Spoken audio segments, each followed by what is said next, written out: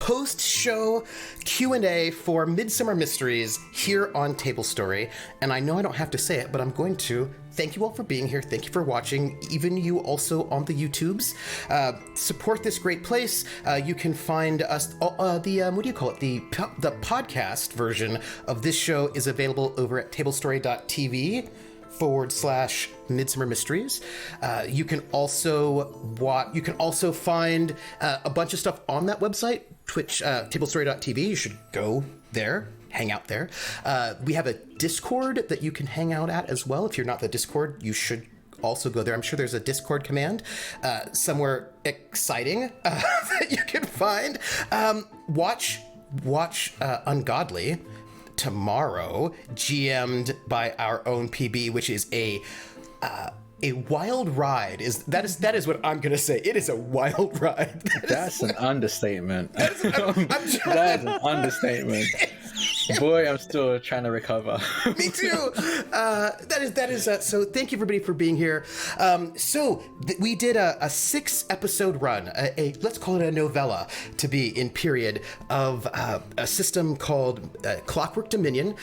And it is an indie RPG that came out a couple of years ago, and it was written by 2 people, one of whom is here with us right now, Talia Dean, who is a friend of mine and a historian and a longtime gamer and just like a general awesome person. And I feel really lucky that she agreed to come on to our Q&A. So that's very exciting. And I will say that there were a bunch of questions asked in Discord, which is one of the reasons why you should be in Discord, but you can also ask questions right now in chat. All you do is you type !Q space and then your question, and it will show up on our queue of questions, and then we can get to them and answer them. And I'm very happy for questions for any of us in the cast, also for Talia. Any kind of questions you have, please give them to us, and I have a bunch here as well. I thought before we started with the questions, well, actually, this technically is a question, but I'm gonna just, put it out here as part of our introduction. I would love for everyone to go around and introduce themselves, just, say who you are, say hi.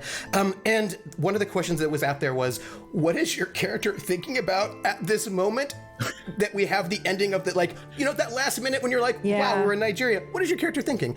So that's that. And I think there was one other thing I wanted to say. Yes, there's going to be a surprise for you all at the end of this Q&A. That's all I'm going to say. But I'm not going to tell you what it is. It's just a surprise. So, oh, Mac, I love you. So I would like to start. The first person I'd like to introduce themselves and just to introduce yourself and then say how you're feeling at the end of that finale is Whack. Whack. Oh, yeah. Yes. Yeah. I'm sorry, what? Yeah. Who are you? Tell us who you are, and then tell us how you felt. By the way, responsible for all of the sound, Yes. All of our Foley. So amazing. I could not ask for anything better. Whack, who are you? And then tell us how you felt at the end of the finale. Really? I'm just here No. to push buttons. No. Okay. Shut the fuck up. You know you were invested and you did an amazing job with all the voices and the sound effects, and you came in at just the right moment. You uplifted and you helped Trooper. So just fucking take the compliments. Yeah, we're giving you the compliments. Come on, we love you. I am voice in the sky. Yes, I am the voice in the sky. I'm actually the Pontus. That is the. Yes. That's me. true. Also, fuck you for the choking noises. Okay. I love you for my that. feelings. That was so good. I'm Wax Steven. I do a lot of stuff here on Table Story. I'm one of the people that runs the channel with Pumpkinberry and Brad Wodo. Fuck that guy. And Sorry. Wow, I feel like we had Brad here. The way that you're interrupting my shout out. Someone's got to do it. Someone's got to do it. So I run a bunch of shows and things here. I do Witchcraft and Wizardry, Rime of the Frost Maiden, and a lot of the sponsored stuff that we run, and I do a lot of the Patreon stuff, and I'm known as the GM of Doom or the DM of Doom, and I just pushed a lot of buttons and made sounds and music and found music and stuff for the show. So that was my contribution, and I think as far as what I was thinking at the finale, I think I actually, it's weird to say, but I kind of expected it. I feel like I know where you were going with your characters, and I kind of expected what happened. Wow. That's amazing. I didn't expect that. Yeah. Interesting. It was a weird choice because I thought it was going to be either Tilly or Nell that did what they did. And I wasn't too surprised when it was Nell. I was like, okay. Yeah. Okay. Ooh. Oh, by the way, we also have a Patreon. So patreon.com/table story. You can go there, be supportive. That's a thing. You. So, Murgles, whose birthday is coming up soon. Oh, You're going to be like, but as you know, you're probably ageless, so it's fine. Like that's very kind. I'm going to be a cool 31. Nice. Oh, Yeah. what a good friend of mine said when I was. Yeah. That is what I am. A good friend of mine said to me when I was 25, oh, you know, you're going to like 30, because 30 is when people actually start taking you seriously. And I was like, what? I'm 25. I don't know what you're talking about. And then I hit 30. I was like, oh, yeah, no, that was true. So, enjoy the 30s. They're good. They're good. Can you email everyone to start taking me seriously? Yes, I will. I will. Everyone. I do a lot to You keep should that just from do a happening mass email personally. to your entire contacts list. I am now Yeah. 31. It is time for you to Please. start taking me seriously. No, please. Just it's Put time up for with you your to start taking me nonsense. seriously. Exactly. Where has else happened. were you? And what were you thinking at the end? Oh boy. Well, I think my first thought was, man, I'm so surprised I'm in Nigeria. And then after that, I went, no, I'm not. I have been left alone.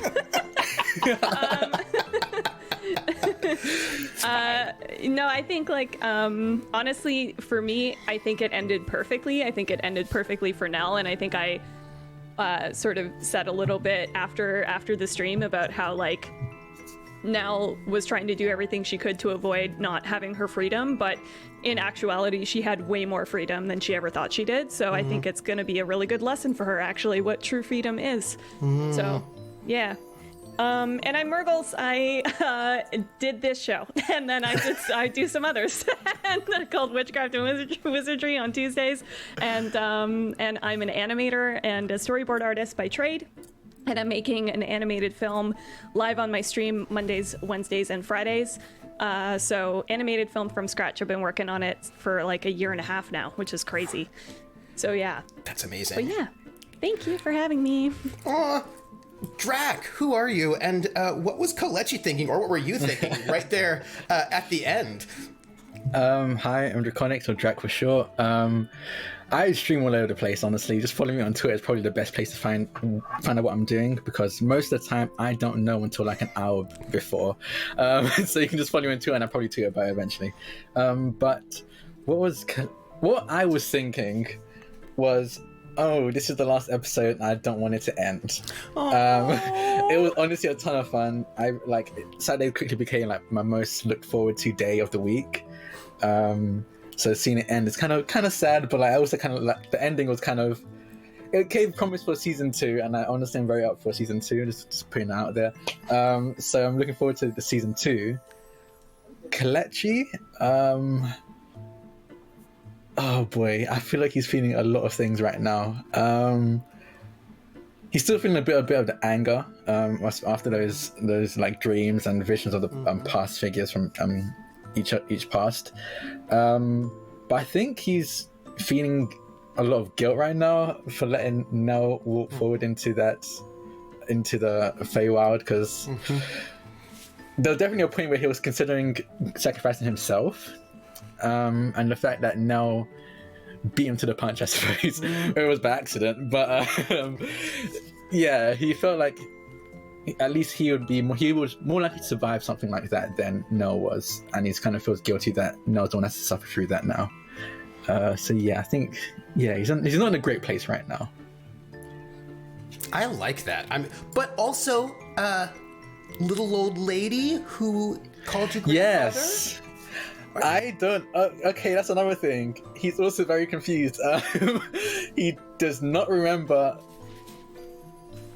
He would remember, right? Unless. Oh yeah, yeah. You would remember. Yeah. But you haven't been to Nigeria for like 200 years. Yeah, that's very true. Wow. Right? Yeah, that he's very confused as well about that. He's probably trying to figure that out. I love that. Bonsai, who are you?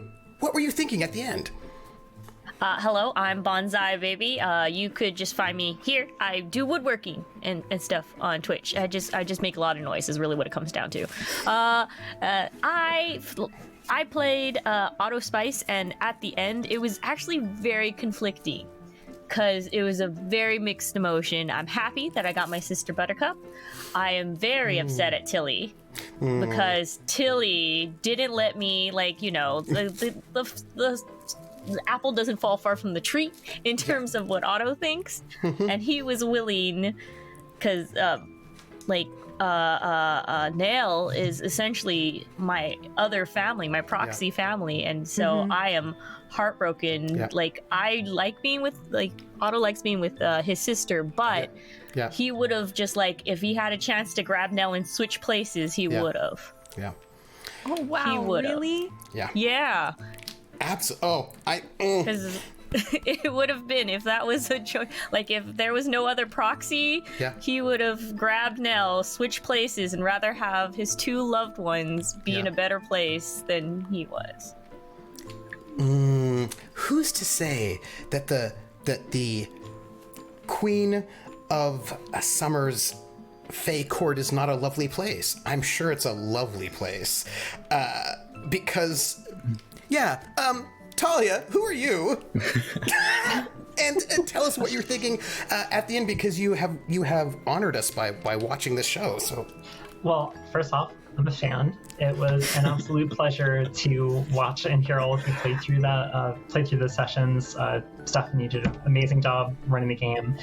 There were definitely a bunch of times that I was on the edge of my seat, and I will say that is one of the most rapid, thorough, and impressive takedowns of a series villain I have ever seen. Dude, it was going from full to dead in less than one sequence, with being able to fumblingly try to choke one of you once.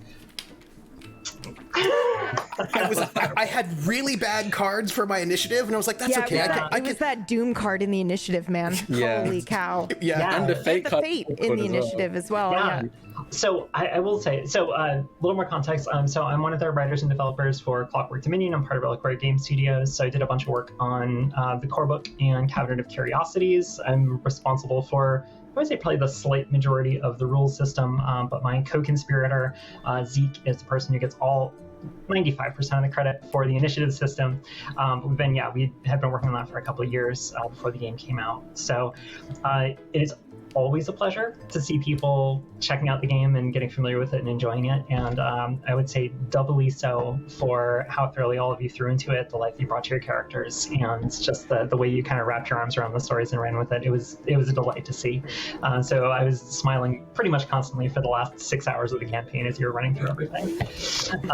Also, I want to give a special shout out to Drac, because as the person who reified that specific birthright of knowledge in the flesh for Nephilim, seeing you just like chomp into the Viscount's arm to get the knowledge of the right was just, it made my little black heart beat harder. I was like, yes, you're doing the wonderful, beautiful, creepy thing that I want you to. So, very, very well played.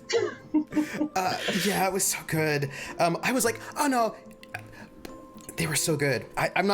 We could top it the takedown of the Viscount in a moment, but I was like, oh wow, because spoiler, our heroes are not super physically built. I noticed when I heard one of you, I think it was PB, had a physical defense of 1. Mm-hmm. My jaw hit the floor.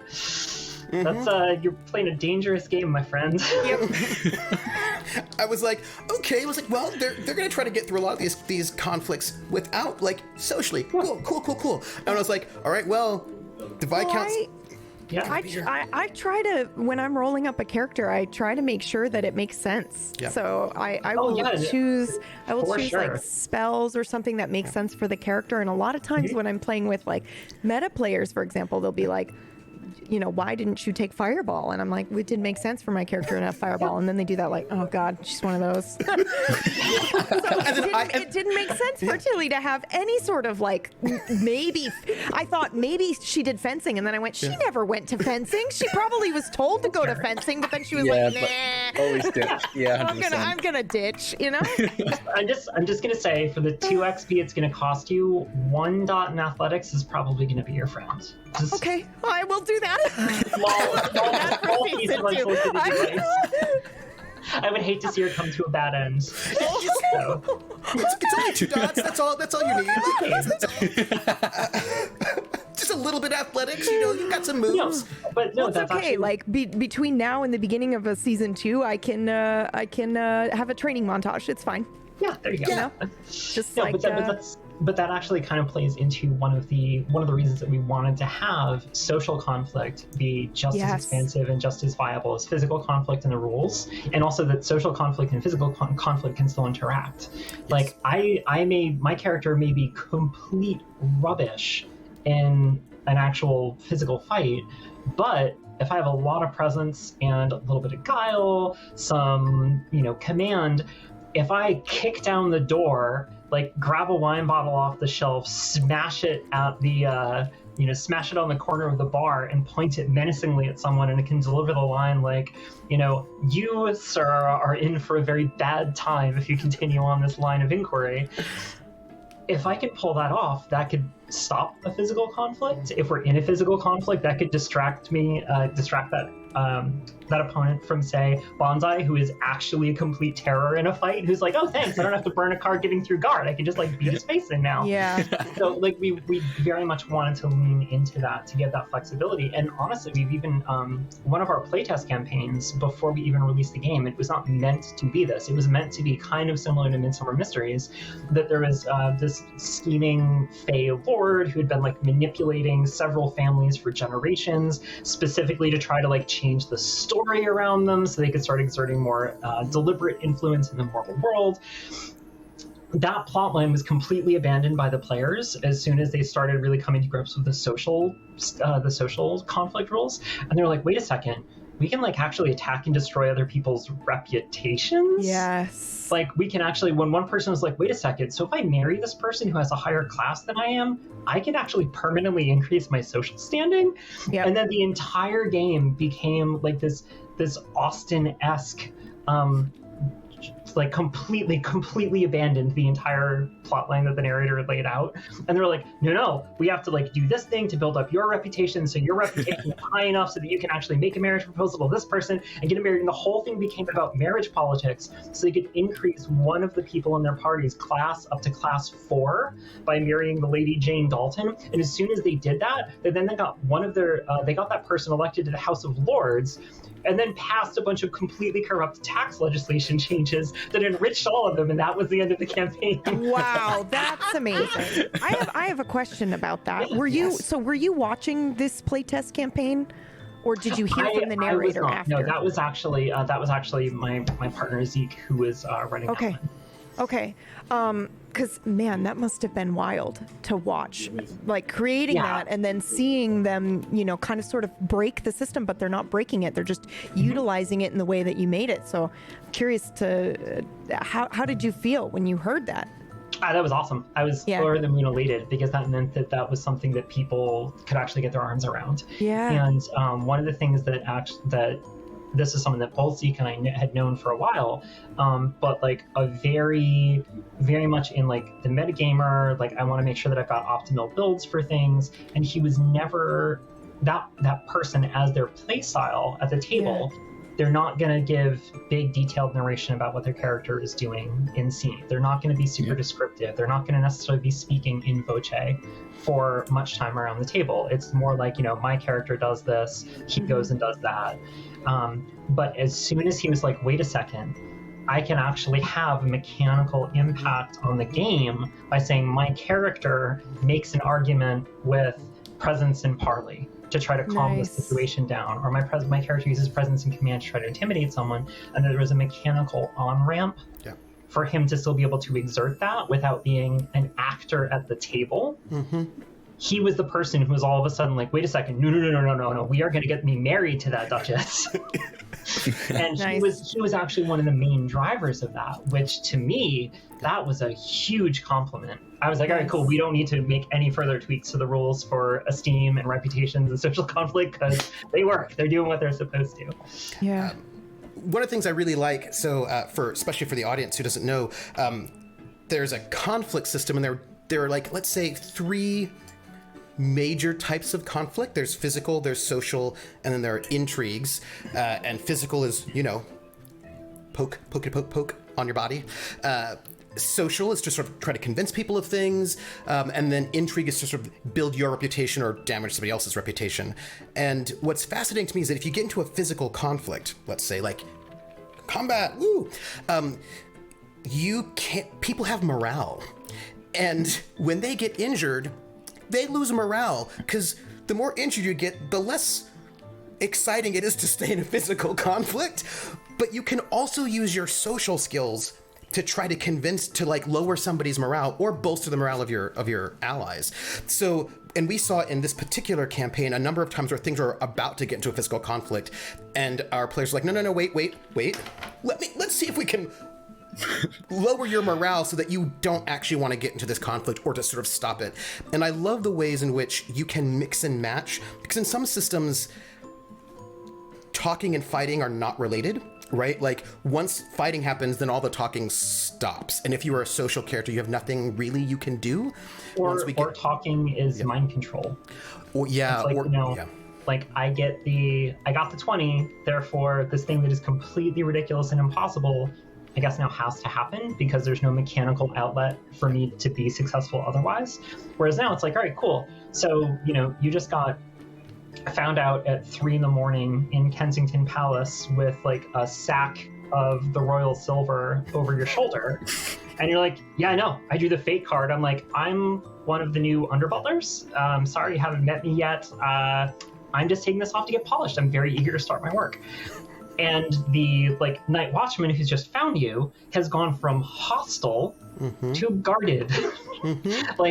They may not beat your face in right this second, but they're still only a couple seconds away from doing that. Yeah. So unless you can keep it up, but that second may be enough to buy you time to be like, quick, a distraction. Yeah. And then you make your presence and guile test long enough to get them to turn around, you run away. So, I mean, it's something that's meant to create opportunity to give players a chance to kind of shift they can take lower or raise the temperature. And it's not just social conflict isn't just for convincing somebody, it's to change somebody's outlook on something. And one of the bits that I really like, and I think that there were a couple instances in the campaign where I think you did a great job with this, Trooper, is that you could have social interactions that even if they didn't necessarily completely change somebody's outlook, like I didn't get to the positive outcome of, oh, I have convinced you that I am your friend. Yeah.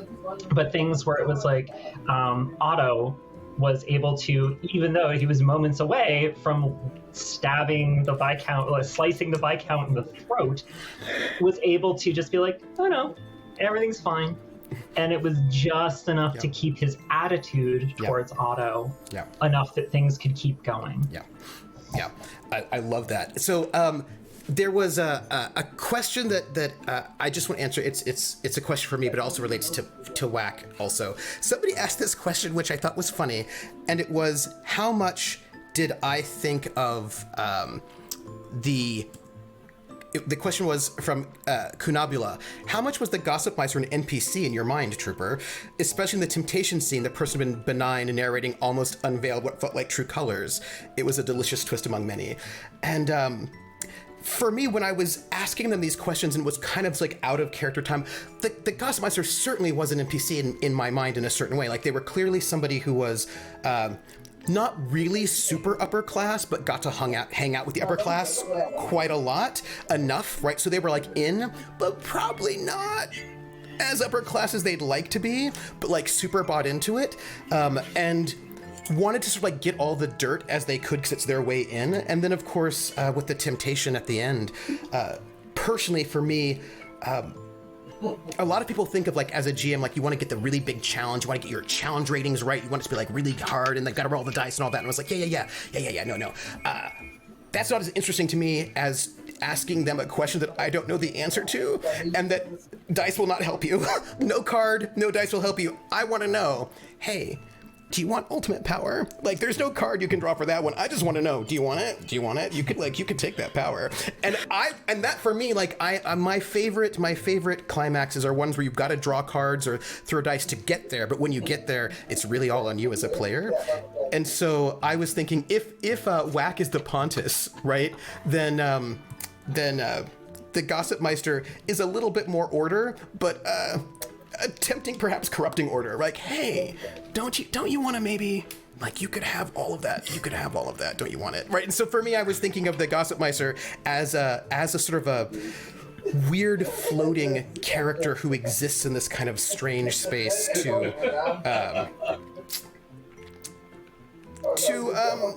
what's the word? Poke at you all. You know, to instigate. An instigator. That's really what it is. Instigator. Yeah. Yeah. So one of my longtime gaming friends, Doug, when he's running games and he gets to that moment, which by the way, as a listener, was absolutely delicious to hear stuff and just like goading you on, and all of you kind of wrestling with that, would occasionally do things along the lines of like, would you like power? And just like that was the first time in years that I just like had that memory of all of those other games that I played in just like came rushing back, and I was on the edge of my seat listening to that. I was giddy. So there was a question here that I thought was sort of fun, and it was, which was, this like just came in, what was each person's favorite scene? Yeah, I want to know. Bonsai, what was your favorite scene? I have a couple actually that was pretty good. Definitely when Tilly had her first moment with her mother. That was like one of the very powerful scenes, especially if they couldn't see each other at all. And then also going through like Murgle's character Nell, like seeing Kalechi and having that flashback of Kalechi being not involved necessarily, but being a bystander, which is just in some people's cases just as bad. Yeah. So yeah, those were my two scenes. Drac. Oh, that's tough. Can I say the whole thing? I think my favorite scene or like sequence, I guess, was when, especially with the like the hindsight of the fact that I could see it all happening, was when we went into the smoking room to get the jewel, because in game we were like, oh, no one can see Nell, but then we realized that Nell's only invisible to mortals, and Nephilim don't count as mortals. So in hindsight, Kalechi just saw Nell running around with a jacket, wearing a jacket inside out, just knocking things over. I just found that very funny to me, and the fact that he didn't like react to it at all, it works perfectly for who he is as a character as well. And I think also my other favorite scene is probably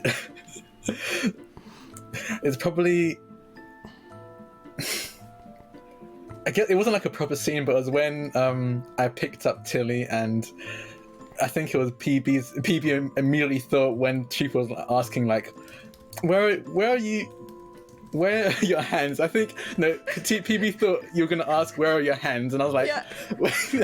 And that just killed me. Like, I need to know where your head was at. That's what where your head was at. You were like, was like, where are your hands? Where your head? And I was like, what is happening? At the place of the most mechanical support, obviously. Of course. Marbles, what about you? Oh boy. I think I'll pick two as well. I think my first favorite one is definitely when Kalechi like ate the Viscount. It was just because I think it was like a Nephilim power or an aspect to the Nephilim that I had no idea about, and it just felt like a really crazily, like almost scripted moment for that to happen because of how insane the episode had been thus far, and just like it was super mind-blowing. And then I think my other favorite was it's so hard though. Yeah, right? There are so many good moments. So many good moments.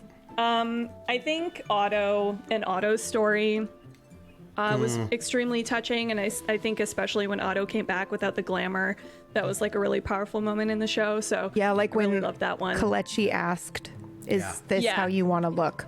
Yes, yeah, it was like, it was next level. Stabbed me right in the heart. And I love that Otto's response was like, no one's ever asked me that before. Yep. Haunts me. I still think about it. Yeah. Because I think about the ways in which, like for me, I think about the ways in which sometimes you're doing your thing, and because no one's ever asked you, you've not been able to have it click yet. You know what I mean? Like you're doing your thing, right? Because you're doing it, but then somebody just asks you, like, well, wait a minute.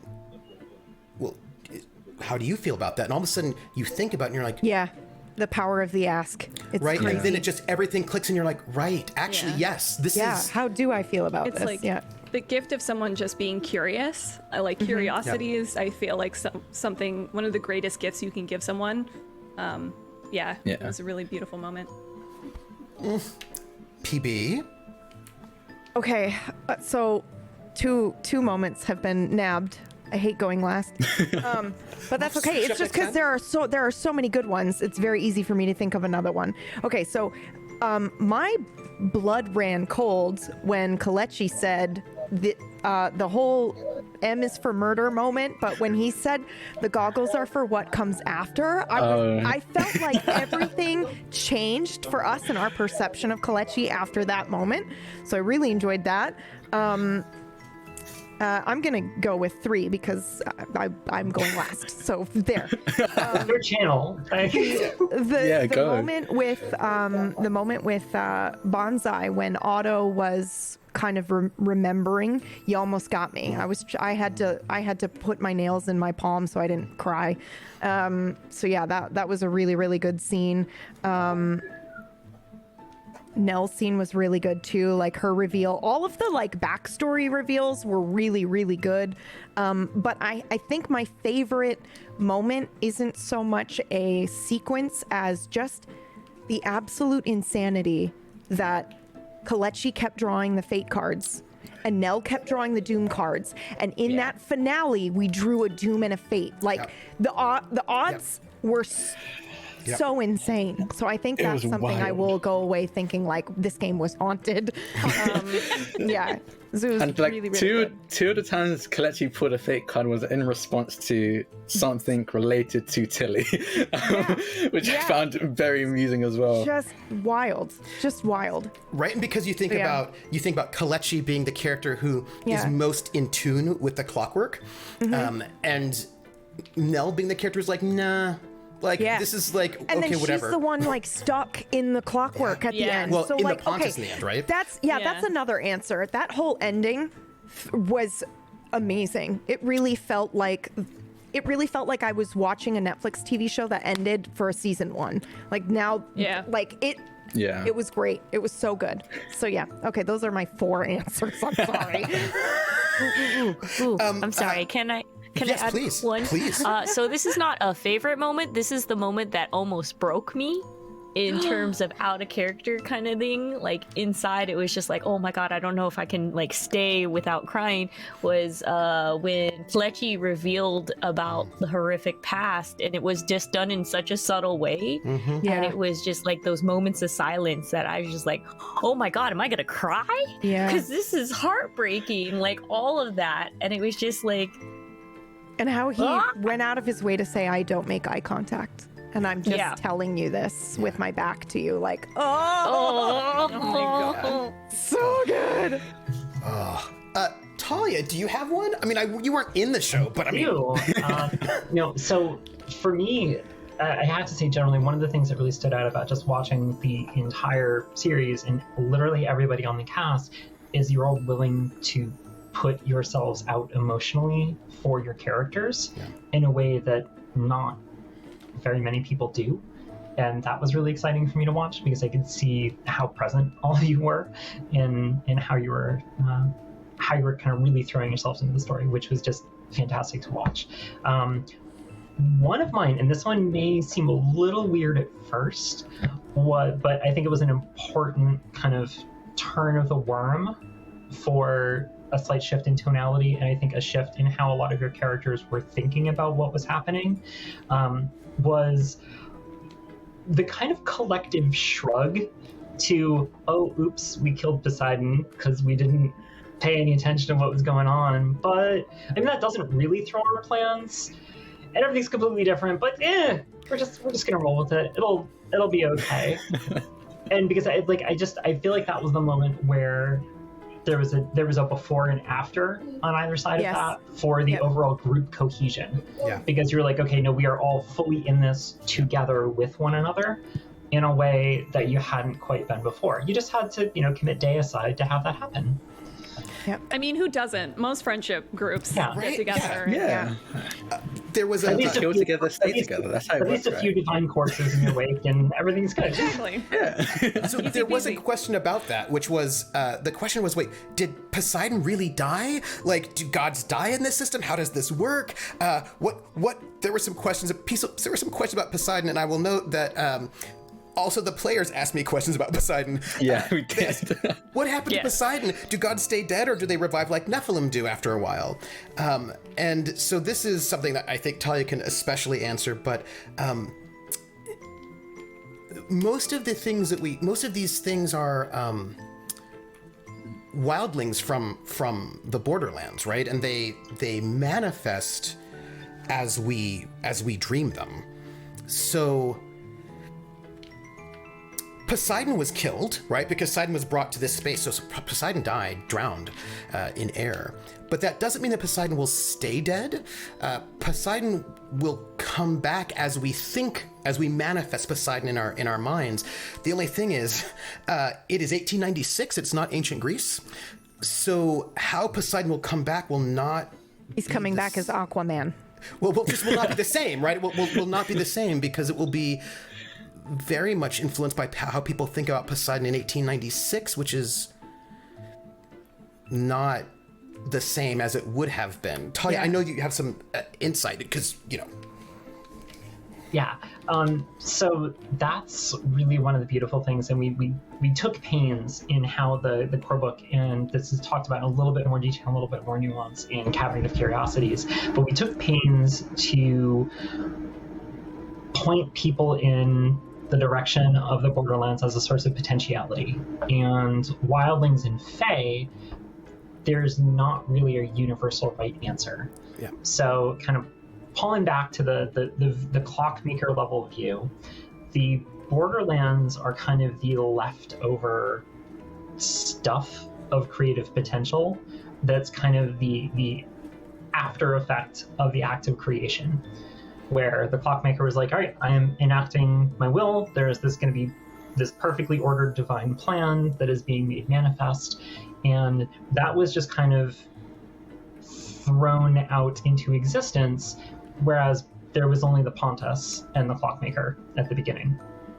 So that order was deliberately left with some insulation around it from the Pontus, and the strength of the clockwork itself was supposed to be self-maintaining. We immediately started doing things we were never supposed to do, so the divine plan didn't really get enacted. But that's why this is an experiment. The clockmaker is just watching, doesn't really care exactly about what happens or doesn't, just curious to see what free will would do. Not too happy with it at the moment, just gonna let y'all know. But in the Borderlands, that's really, it is not part of creation, but it is not completely lost to the Pontus. It is just raw potentiality. And part of the way that humanity has fallen away from the intended workings of the clockwork is that we're not doing what we're supposed to be doing, which is supposed to be not eating, never having eaten of the tree. We're still, in blissful semi-ignorance in Eden. But because we also immediately started telling ourselves stories and creating our own explanations for the workings of the world, we do have a role in the clockwork. We do have influence on how it works. That kind of leaked out and started imposing these quasi-orders that influenced just that raw potentiality in the Borderlands.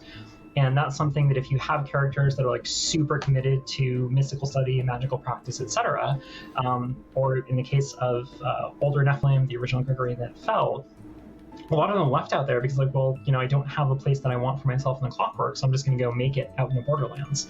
And if you just wander far enough out into the Borderlands to get to something that is just complete uncontrolled chaos, if you just sit there and think real hard about nope, I want a grassy knoll right here and a cottage that looks like this here, and I want it to be late evening, then that's gonna start taking place around you. But when you get really powerful ideas, like big cultural myths about spirits and gods and monsters, that stuff that can impose that order, that can have some semblance of existence on its own. But when something comes into the clockwork, whether it's been something that Magus opened up a portal to let something in, whether that was something that kind of wandered through a thin place, if there is enough belief around the village that keeps telling stories about the spirit that lives in the well for the last 100 years, and a wildling comes through, all of a sudden, no, there really is actually a spirit that lives in the well, and it's going to behave and have the abilities that have been told about it. Yeah. So when you get something like Poseidon, a long time ago, a really powerful wildling managed to find his way into the world and was like, sweet, I am a god. Yeah. But yeah, so right now that gap is empty. And as Trooper said, if that's, Poseidon is still talked about. There's still stories that are shared by sailors. There's still rituals that they're performing in observance. They cross the equator and they have somebody dressed up as Poseidon who comes up on deck and, hazes all the newbies and greenhorns. So there's a role for that. There's still a space to be filled. So if another wildling comes through, that can be reoccupied. But and that's also person. That one wildling is dead. Yeah. Yeah. And that was why I was so delighted to see all of the things that Trooper was throwing out to all of you about, maybe it's not going to be Queen Mab who goes back through. Maybe there's something else. And honestly, I was really hoping that Otto and Buttercup, you could have had both courts. All I'm saying, wait, right? while Oberon was actually inhabiting a corpse stuck on the wrong side of the veil, along with Queen Mab, you had 2 thrones waiting for you. Otto was really tempted. That's what I was thinking too. I was like, ooh, but Buttercup said no, so I was like, okay. No. While they were here, you could be like, oh, you're here. We're gonna just whoop and. I love that. There was a really quick question. Gary Gamer asks, why do Nephilim come back to life after they die? That's a very... Can I give my reason that I think? Yes. Because I was looking into it and like, I'll be honest, I didn't look into it, I just noticed the parallels. But there's a lot of parallels with like Jesus and the Bible going on with Nephilim. Like the 3 days Jesus died on Friday and came back 3 days afterwards. The Holy Communion is like you drink and eat the body and blood of the Christ, and that's the ability that Nephilim have to eat or drink the body of a creature and get their memories. So I'm assuming that's it. The Bane stuff, so stuff like dying specifically when your specific Bane is happening, I don't know where that's from. It just sounds like a way to make sure you're not overpowered, I'm assuming, because even if it does take 3 days, coming back to life is still a pretty overpowered ability. And so for chat, just so you know that while the Nephilim are immortal, i.e. they come back after they die, they have a Bane.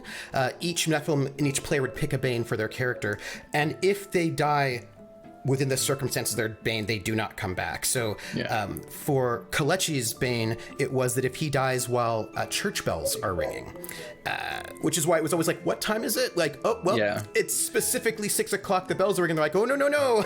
Okay, hold on. Right, so like if the bells are ringing and Kalechi dies in that moment, Kalechi does not come back. Yeah, and Kalechi kind of like shaped his whole life around that. So he was an inventor, so whenever he had like meetings, he would schedule a meeting for like a minute after the bells are done, so that if someone comes and tries to kill him, he at least has another 14 minutes before the next church bells ring, and so you can like figure it out before then. You know, and your Bane could be cold iron, or your Bane could be, all sorts of different sorts of things. One of my favorite Banes was from a playtest group, and it was it was a rank 2 Bane, so pretty severe consequences. Rank 1, 2, 3. 1 is very, very minimal consequence, but it's something that's very common. Rank 3 is like, yeah, you're pretty much dead if you're exposed to this, but it's something that's extraordinarily rare or hard to come by. But they had a rank 2 Bane for the sound of children laughing. Ooh. Oh, wow. Ooh. Yeah. Oh, that's good. No, but you're absolutely correct in that it is drawing from biblical inspiration, but it is not a parallel. The vast majority of what we write about in the about Nephilim is taken directly from Hebraic and early Christian lore. So when we have like chapter and verse quotes in the core book that are talking about the different lineages of Nephilim, etc., we're not making that up. That is all literally pulled from the Bible, including the section from the book of Enoch, where we have the prophet Enoch go into heaven speaking to the heavenly host, trying to intercede on behalf of getting forgiveness for the Gregory. That is all part of actual Hebraic lore. Damn. And Zeke, the other main writer, is actually an Anglican priest who has various degrees in religious studies and divinity. So that's all true, including the different lineages where we're talking about like the Rephaim, the Zamzam, all of that stuff is actual real world lore. So with the angels, even fallen angels, part of their truth is that they are meant to be eternal and part of the clockwork. The problem is when an angel ceases to serve its function, the only choice an angel has, they're prescribed beings, the only choice it has is to serve its function or not. And the second that it decides not to, it is no longer an angel, it is no longer filling its function, it no longer has the same role in the clockwork. Nephilim were never supposed to happen. They're literally not part of the divine plan. And the angelic immortality still comes from that same source. That's still there. But they are literally anathema to how existence is supposed to work. And the seed of death is kind of planted by that intermingling with mortal blood, hence the Bane. The problem is there's also no place for them in the afterlife. So if a Nafl's body is actually slain, that's where we get demons, because their soul is just like, well, there's my rapidly cooling corpse. Shit. I literally don't have anywhere to go. I will not be accepted in heaven. I'm just a incorporeal spirit now. So over time, they understandably tend to get pretty upset about that state of affairs, which is why a lot of them have a pretty bad rap. And some of them will just want to try to find their way like out to the borderlands and like just try to find a home there. There are a whole bunch of them that very happily, find their way onto the broken road out in the borderlands and march themselves off to hell, which is a physical place in the borderlands that is ruled over by a bunch of fallen angels that are just waiting for their chance to make great war against the Clockmaker. All sorts of stuff. So Some of them just want to join ghost shows. They just want to get the 15 seconds of fame. And knowledge of that is actually why the Inquisition and the Witchfinders, if they have Nephilim that they're trying to really put down, they rarely actually try to physically kill them. Oh, it's really bad with the Witchfinders. They'll usually do things like, oh well, we have this building that we're making. Guess who's going to become part of the Foundation? Or it's like, all right, cool, here's a bunch of iron cages and we're going to be sailing out somewhere over the Marianas Trench and Yeah. So that way they just drowning forever. They just come back up. They revivify in 3 days at 4 wounds and -8 wound penalties and then drown really terribly for a couple of seconds under crushing pressure and then come back for 3 days and they're alive for a few seconds and that just repeats. And that's what the Inquisition does, folks. That's terrible. Yeah, I read that. Yeah. Right? So there was one really quick question, which was, when Nephilim gain more corruption, they become more demonic. Can they become more angelic? And the answer is yes. In the system, you have purpose, which is you've got like ether, and then you've got purpose, and you get these in character creation based on various choices you make about like your profession and your background and all of that. And if your purpose is higher than your ether and you're a Nephilim, then you look more angelic. If your ether is higher than your purpose, you look more demonic. And so how the Nephilim looks will vary based on how they are fitting into the clockwork, as it were, which I think is really cool, right? So, and that corruption is always going to be like a baseline of like, well, here you go. But like, you can lose corruption, and Kalechi could end up looking more angelic depending on what Kalechi does over time. So like, because they are, so they got a kind of a fluidity that way, which I think is super cool. There was a question I thought was really neat, and it was, would the cast like to share anything from session 0? How you created your character and their connections to each other, what you drew inspiration on, etc. I thought that was a fun one. Please answer this at length. I desperately want to know that. And I will say, before you answer, I just want to say this was like some question about like story and mechanics, and I want to say that there were a lot of mechanics that were happening throughout this game. You may not have seen it, but this system is actually really robust and interesting in terms of mechanics. So, for example, Drac was playing an inventor and an alchemist, and those two Hugin and Moonin, his little creatures, he built those mechanically. Like, he went into the book and he's like, let me go and build these, and he built them. He's like, I want them to look like this. I'm gonna have this ability. I'm gonna have them have this power, and like, so he built those himself so that he could then use them in play. And then many of the characters, and then of course PB's character Tilly had 2 different rituals, and those were also built by hand. So there's a lot of really interesting ways in which the mechanics, and then we had people with glamours. Murgles chose which sort of beast folk abilities she wanted to have and how they wanted to work. So there's a lot of there was a really surprisingly a large amount of mechanics. It's just the mechanics are so elegant that they don't just like, and it's not like changing gears when you move into mechanics. They're very smooth. And I would say there's a question that was in the Discord that for me, I don't think, and I'm going to say this because I feel like it ties into this question about making your characters.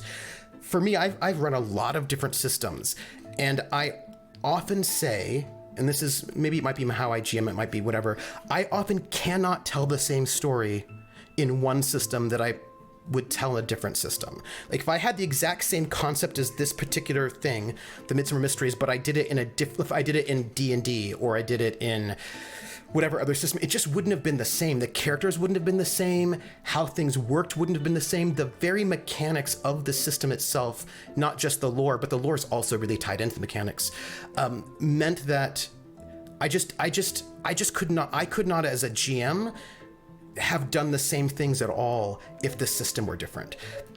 Everything about it itself, from the storytelling point, from like just being the facilitator, was tied into the fact that there are fate and doom cards, was tied into the fact that when people make draws, they sort of put together an aptitude and a skill, and that what those things are could be a little bit variant.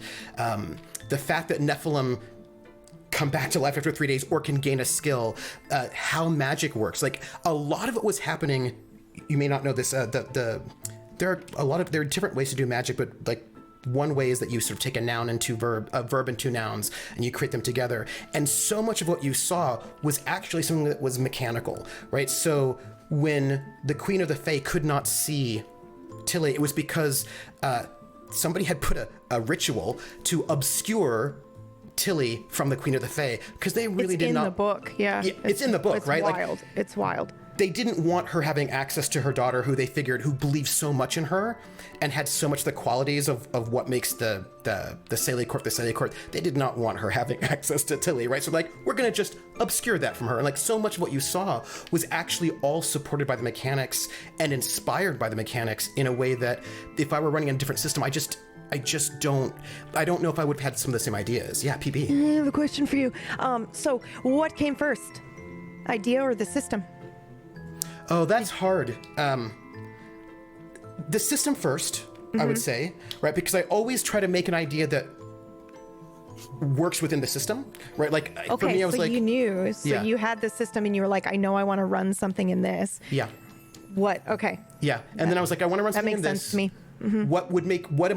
And I do the same thing when making characters. I always try to be inspired by the system in the world. And so it's like, okay, this is the system in the world. What am I inspired by? What are like the large tensions that I find interesting? What, you know what I mean? And like, and from there, it sort of started building. And then of course you made these characters. I was like, that was one of the questions. You gave me gifts. I was like, yes. Okay. So for me, the system itself is integral to the kind of stories and characters that come out. Like I cannot imagine this story in any other system at all. Like I just can't. Nope. Especially like, even just the fate cards and the doom cards playing into just our investment into our characters, into what was happening. Yeah, it's just crazy. For session 0, I'll go first if you don't mind. I thought it was really interesting because normally when I sit down to play with a group of people at a table and it's a long form game, I don't tell anybody shit. I'm like, you got to figure out what happens with my character as we go. But when we do shorter things, like with 6 episodes, we sit down, and if the entire group is willing, we go, all right, let's just give the meat a little bit so that so that I can make room for your character. If I see the opportunity arise, I know kind of what your character's about, so I can take that and help lift up that moment for you. So that was kind of neat. So we went into that all agreeing that was okay. We still held some secrets back, but for the most part, it was like, okay, so then what kind of character do you think that you're going to play? And I think Mergs had the first idea. She came forward and said, I was going to do this, and I'm thinking this kind of vibe. And then Bonsai had auto and made a connection there, and Kalechi, so we were like connecting everything. And then I think I was the last one where I was just like, okay, so why don't I just play this like chaotic element here? But then I don't know who it was that had the idea that I looked like... It was one of y'all. It wasn't me. Yeah, it wasn't Troop. So that's why was it Murgles? It was either Mergs or Bonsai. I feel like Bonsai was the one that was like, ooh, what if you just look like his wife, and that's why he's been following you? And it was like, I think it, and then I went, yeah, sure, that's creepy and gross, but yeah, let's do it. And we were just giving gift after gift after gift, and now to see it all like in play and what he had in store, that's just wild. Yeah. It was great. Yep. I remember. Yeah. I think I knew I wanted to be an inventor like immediately. Like if we're kind of like in a steampunk world, I knew I wanted to play that. But then I'm also, if anyone knows me, I see Mocho in chat. Mocho knows me very well. I love playing villains, but there weren't any. This is a game and story that wouldn't have any villains. So I was like, how close could I toe the line of a villain? But I also wanted to be a likable one. I wanted one that everyone would like cheer for and love. So that's how I like kind of made Kelechi. I'm sorry, can I just chime in? I feel like the only true villains are the ones that you can empathize or sympathize with in some way. If you have a villain that is just evil for the sake of being evil, they're just boring. Unless you're going full pulp, right? Like if you're going like full pulp, then that's different, then okay. right? But we were that's very different. There's fun to be had chewing scenery. We also did the nemesis. We all decided together collectively that he was going to be our nemesis, and gave gave that gift to. We found ways to connect everybody to him, which was really cool. Did you all take the nemesis liability and you all pointed it towards someone? Yeah, we all chose. That's why there was a whole murder scene. Basically, Troop said, you're invited, but you notice she's inviting people that don't have a good relationship with him. Or too close. Yeah. Right, so think about why you would be invited, or why you don't have a good relationship with him.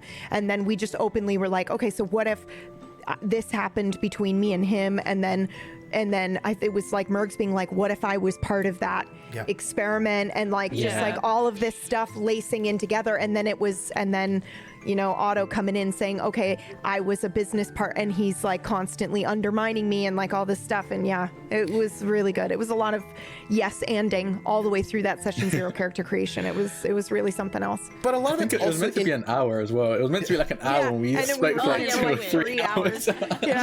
But it's also in also in the character creation itself, right? That you have connections, and the system. There was a question that was a really small one that I wanted to hit, and then I'm gonna get Bonsai and Murgles for their sessions there as well. But it was how would any of you go about a rule set like this for people who might be new or possibly not super into the level of role play seen on the show?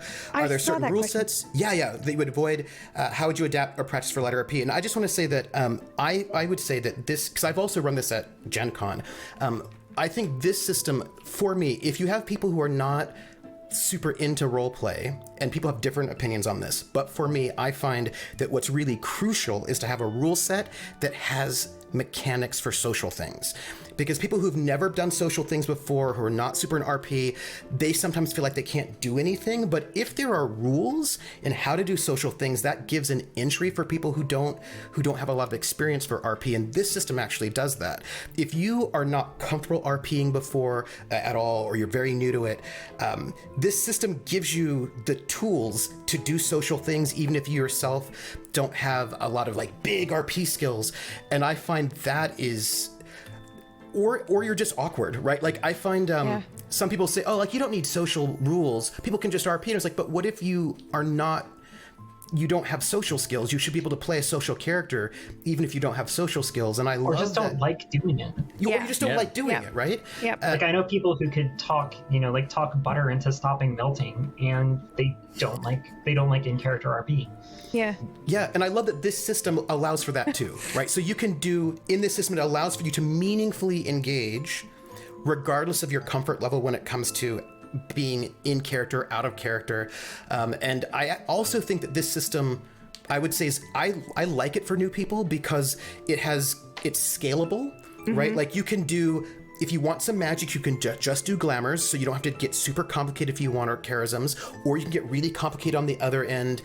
It's not so complex that it's hard to get your mind around it, but it has a satisfying level of mechanics that you can engage with if you want to, and it gives you a space, regardless of your newness or comfortability with sort of RP, it gives you space to meaningfully interact. So I actually think this is one of a style of games that I think works really well for newer players or players who are not super RP heavy, because it gives you, it's not too much, but it's not too little. It gives you a nice scalable level to sort of move in or out.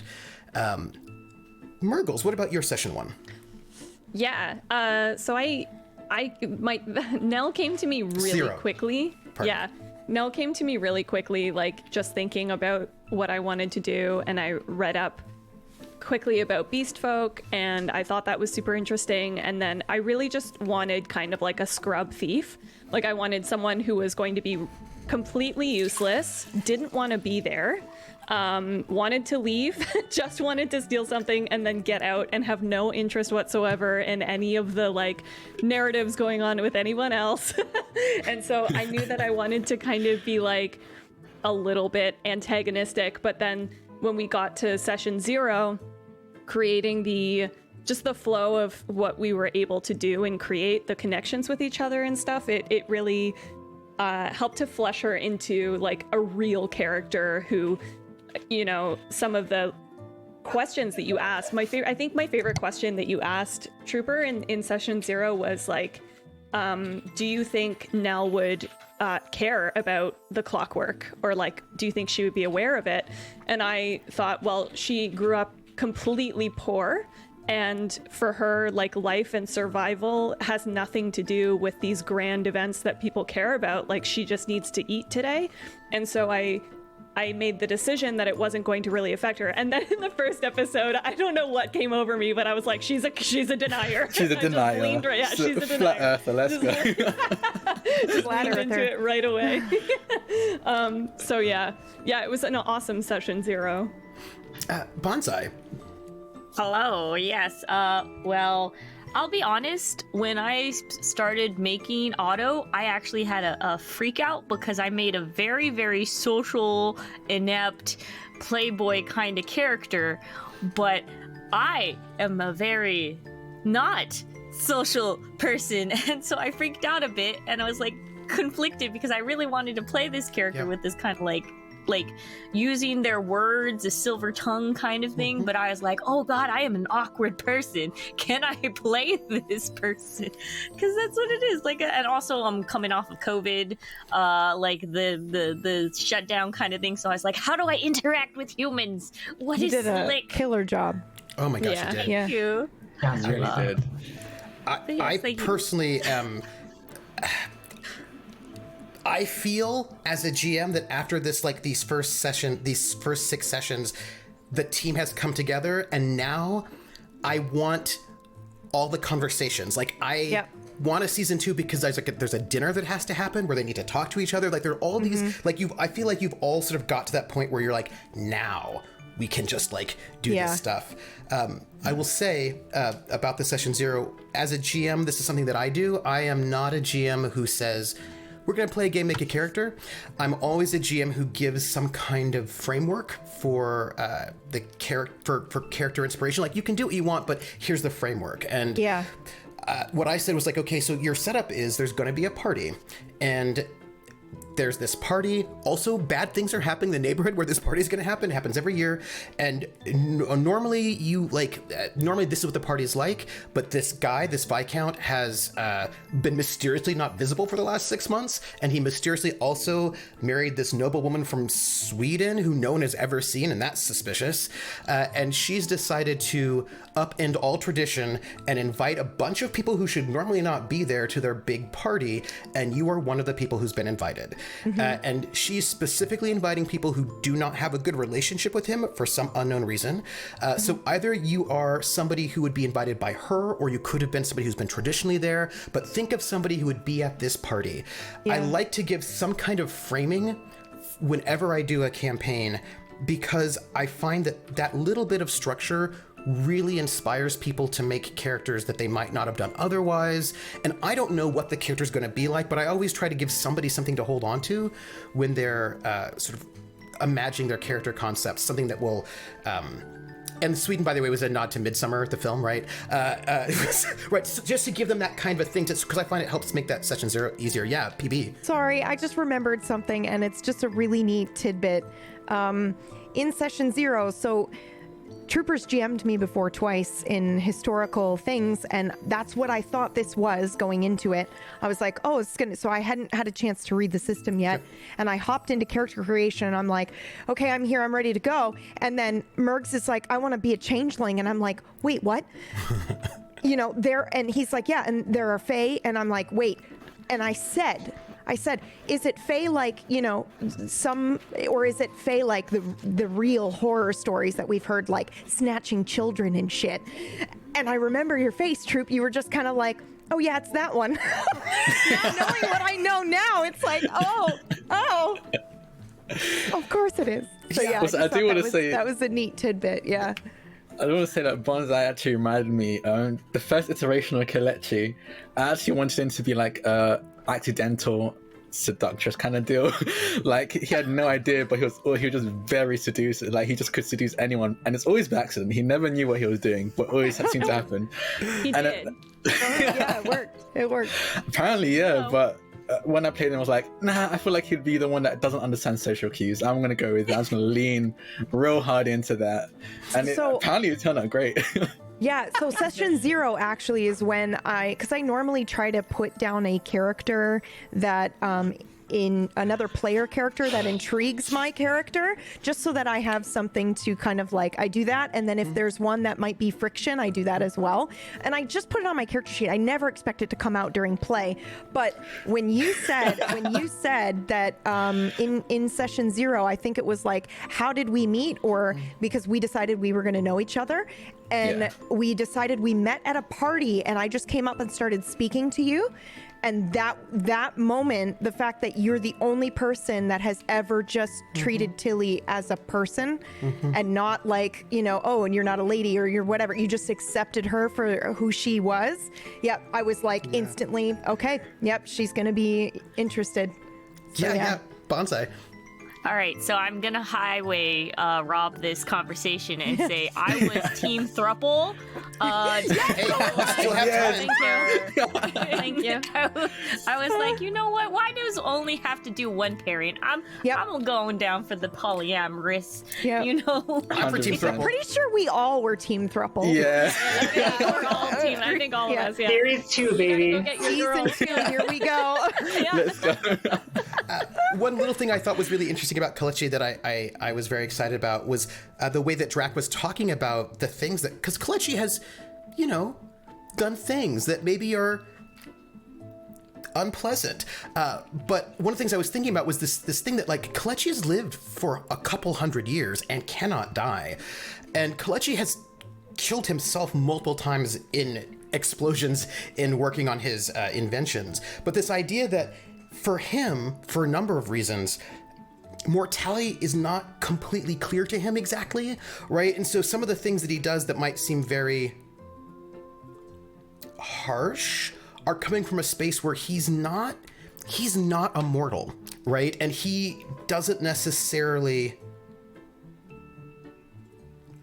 understand exactly mortality. Do you know what I mean? Like, and I think that that's I mean, he's learning, right? Because he's had a difficult life and he's been isolated in various ways, and so that he's working through a kind of a coming to understand mortality in a different way, which makes him very different than like a villain. You know what I mean? And I find that was super fascinating to think about, just like the level of detail that everybody did as the players when they were making their characters, about like, well, what does it mean to be somebody who was kidnapped from his home, put into slavery, probably died a bunch of times during slavery, and then has gotten out and is now doing well, but has also died most, like, the kind of social isolation. What does that mean for that person? What does it mean for Nell to be a person who, like, it's in the core book, but in the East End of London at this time, there are people who were living in actual holes in the ground. Like, if you were really poor, they would, like, dig holes into the ground and they would live in holes in the ground, right? What does it mean to be somebody that poor? What did they think about order and structure? Like, what does it mean for Tilly to be this noble lady, but who's a visible changeling and always sort of framed as an outsider in certain ways? And what does that mean for her? What does it mean for Otto, who has remade himself and is living a life that is precarious in certain ways, right? Wherein they get this respect because they have money, but they have and I love the ways in which all of you all really worked, and really, like, your commitment to thinking through what might it mean to live in this universe and in this space that was helped me so much as a game master. And I think the one thing that somebody asked, which I would say is like I said that earlier. I mentioned gifts. What were the gifts they gave me? Well, when it started, I was like, okay, I know this setup, which is Midsummer Night's Dream, and I know that. Right, this is like part 2 where Oberon's like, no, that's it. You're out of here. I'm gonna get you out so I can, do the things I need to do. And I was like, okay, I kind of want Queen Mab, we're gonna call her Mabel, to seem sketchy, right? Because like, what is she doing? She's this mysterious one who's come in, and what's going on? I'm really interested in like the issue of like order and freedom. So they're going to come in. So I know that we've got this. I know this is about Fae politics, and I know this is about this ancient family. Okay, cool. And they walk in, and I was like, it would be kind of cool if one of them was a changeling, because then I can actually pull in some of that politics. Neat. And they're like, oh yeah, I'll be a changeling. Yeah, me too. And I was like, yes. Okay, cool. And then Bronze is like, wouldn't it be neat? PB, if your character looked just like the mysterious woman of the house, and was like, yes, it really would. But so that means you're her daughter. You must have been sitting there like, yes, I was, and I was your like, poker face was so good though. You were like, yeah, I can make that work. Yeah, no, I can make that work. And then you're like, oh yeah, I'm about like longing and melancholy and homesickness. If I must accommodate you, I guess. And we picked the same ages too. That wasn't like, you all did, it was all random. Like, and I was like, okay, well, all right. So, and Bonza gave me like the haunted sister and haunted twin. And I was like, oh, no. She actually isn't dead. She was pulled into the, okay, great. And I was like, oh, okay, that means I get 2 courts because you just gave it to me because you are longing, right? Like, so all that longing and melancholy is how the book describes the Saley court. And I was like, perfect. That's thematic. And I was like, okay. And then you've given me this. Oh, you just gave me. And I was like, oh, well, this is perfect. And then Clutchy's like, yeah. And I knew that I wanted that underground ballroom because how creepy is that? And Clutchy's like, oh yeah, I will have built it. And it was like, perfect. Okay, great. So you built the cage, which means only you can really unbuild it. I was like, oh, everybody's got these little pieces that you just gave me. Like I knew where I was going, and you're just like, yeah, here's another piece. And I was like, you are giving me and so in the end, what was so hilarious to me is that it seemed like it was scripted from the beginning. It wasn't. They just gave me everything I could ever need to to just build this amazingness. And I was like, wow. And they didn't know. We had no idea. We had no clue. No, I had some conversations with Trooper a while back, and he's like, and then they this, and then they that, and this is what I was planning on doing, which seems like I'm just going to do that harder. And I'm like, I was just sitting there drinking it in. It was so good. I was like, why are you just giving me everything I want? Thanks. It was perfect. Talia, you had some system questions that you wanted to answer.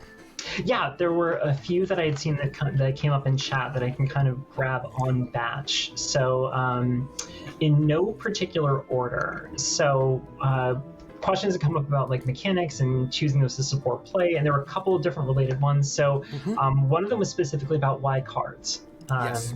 And that was not just us being bloody-minded and saying like, oh, we want to be different. We really wanted to go with a deck of cards for the way that probability changes over time. And this kind of goes hand in glove with some of the decisions we made around Fate and Doom, right? Because if you're using a deck of cards, we knew out of the gate we didn't just want to try to reskin a poker deck. There are other games and other systems that do that, and they do it really, really wonderfully. So I want to make it really clear I'm not knocking that, but I'm saying that we knew that we wanted this to be something that felt different. And partly from a design perspective, if we said, okay, we're going in this different direction, we don't want dice, we needed to think about, well, what are the mechanical advantages of that? What are the play advantages of that? But also we wanted to put ourselves in a mindset where we didn't want to be able to lean on any of our own assumptions. So that was just kind of the design poke that we were trying to give ourselves to say, no, you really want to think about this stuff fresh. So for the math, and this ended up with like us doing, actually no, Zeke did the lion's share of this, going through and doing like all of these big polynomial equations. So we're tracking like variability of probability within a given set over time. And because with the Fate and Doom card, we knew that we wanted those to be really impactful. But we also wanted to make sure that we had a couple of ways that the deck would cycle, so it never became deterministic. So with the Fate and Doom, if it's outside of conflict, After one of those is drawn, you reshuffle the deck and away it goes.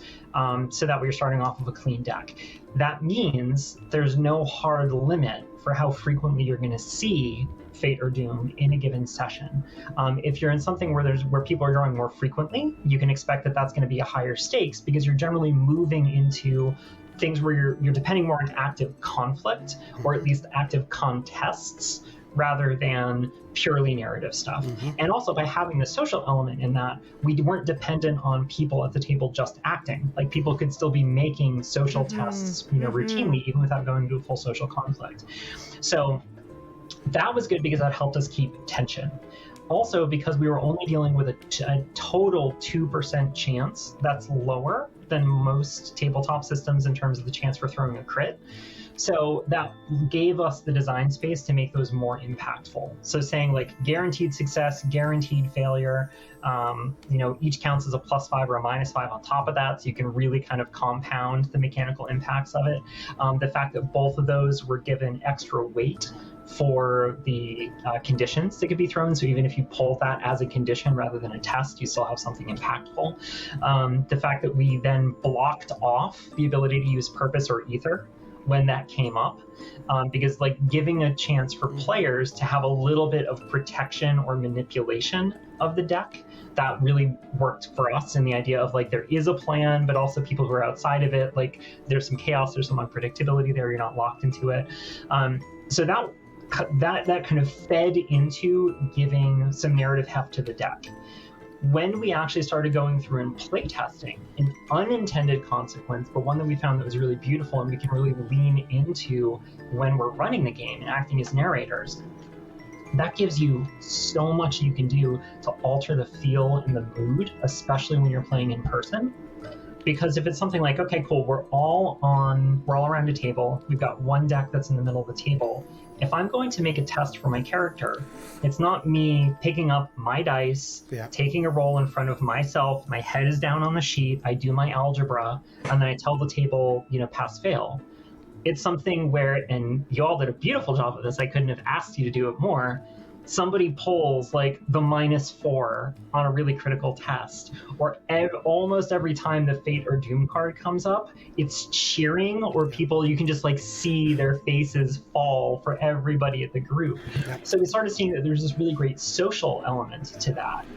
When we started running playtest games in public, one of the things that I really leaned into and had a lot of fun with, there's so much showmanship you can do with the deck. If you really want to create more of an atmosphere as the narrator, and you pick up the deck of cards and you're physically holding it, and you're like, all right, what are you doing? And you push, you make sure that people are responding a little bit more quickly. You're doing that, and you just flip the card out in front of them, flip the card out in front of them, flip the card out in front of them. People start focusing more. Everyone's like, oh, this is more tense. It starts feeling a little bit different. Somebody's like sitting at the table and they're complaining about the really miserable run of luck that they've had for the entire evening. Grab the deck, fan it out in a line down the middle of the table, like, cool, pick whatever card you want. You don't have to draw off the top. And all of a sudden, like little things like that, people start getting, it's so much more visceral to be able to have that. And I know it's not quite the same effect if you're doing it virtually, but you still have that sense of you don't know what's waiting. It still felt that way. My heart rate would elevate when I hit the draw button, for sure. Every time. But the other cool thing is, and this isn't something else we could see kind of from the players as a group, as the deck gets thinner, like, oh, we've been playing for a couple of hours, we haven't hit that Fate or Doom yet, we haven't had a conflict, it hasn't been reshuffled, there are like 15 cards left in the deck, and the narrator's like, oh yeah, cool, no, if you want to, I'll try to sneak into that next room, all 5 of you give me a draw. And then everyone's like, maybe we don't want to try to sneak into that room right now. Or if you're like, man, I know, because this is another reason mathematically why we went with cards, there's an uneven distribution of modifiers in the deck. So we only have 4 each of the +5 and -5. We have 13 that are at +0. And that fits into how we're working with the trait tests, where if you're testing against another character, you're not dealing with static difficulties, you're dealing with difficulties based on their individual skills. So you can have somebody that's an absolute terror in a fist fight, but they have complete garbage for their social defenses. And you're like, oh, I have a social attack of 6, their social defense is 3. All of a sudden, I'm not dealing with a raw number of success or failure. Contextually, I now have, a 70% chance of success because I'm going to win even if I hit that -3. But if I have like 2 boxing legends, that Muhammad Ali and Bruce Lee are trying to hit each other, they both have insanely high physical defenses. So both of them now go from, I'm used to being able to beat almost anybody in the world on a -2, -3 or better. Now it's like, wait a second, I actually need to get a positive modifier to like hit this other person I'm squaring off against. Yeah. So it gives us a lot of flexibility to also let the game scale as characters become more powerful, as they're facing more difficult threats. It avoids that power creep of, everything always succeeds 80% of the time because you're dealing with just these giant modifiers. So that gives a little bit more flexibility. I was going a little longer than I wanted on that response, so sorry for meandering a bit. One of the other questions, and this made me so happy, from Last Socratic, should the clockwork be smashed? That's a great question. The other people on the design and development team would answer very differently than I will, but I tend to favor the punk in steampunk role-playing, World of Gothic Horror, because there are many profoundly unjust and cruel, awful things that are in the setting of the game that are being pursued or maintained in the name of order. I'm very staunchly anti-imperialist. I personally lean much more towards socialism and lots of big commitment to, where necessary, very active efforts to achieve and maintain equity and social justice. I'm not knocking any other folks on the development team because I wouldn't be working with them if I didn't feel that they also have those commitments as humans. But in the context of the game, some of them, there are creative tensions where we individually fall and say, hey, I think it is more interesting to explore things in the setting from this particular angle. So the fact that the game itself depends on a cosmology where the clockmaker deity is impersonal, the godhead does not care necessarily about the individual quality of life from a given person, to me, that is a huge part of why this is a horror setting. Yeah. That's terrifying and awful.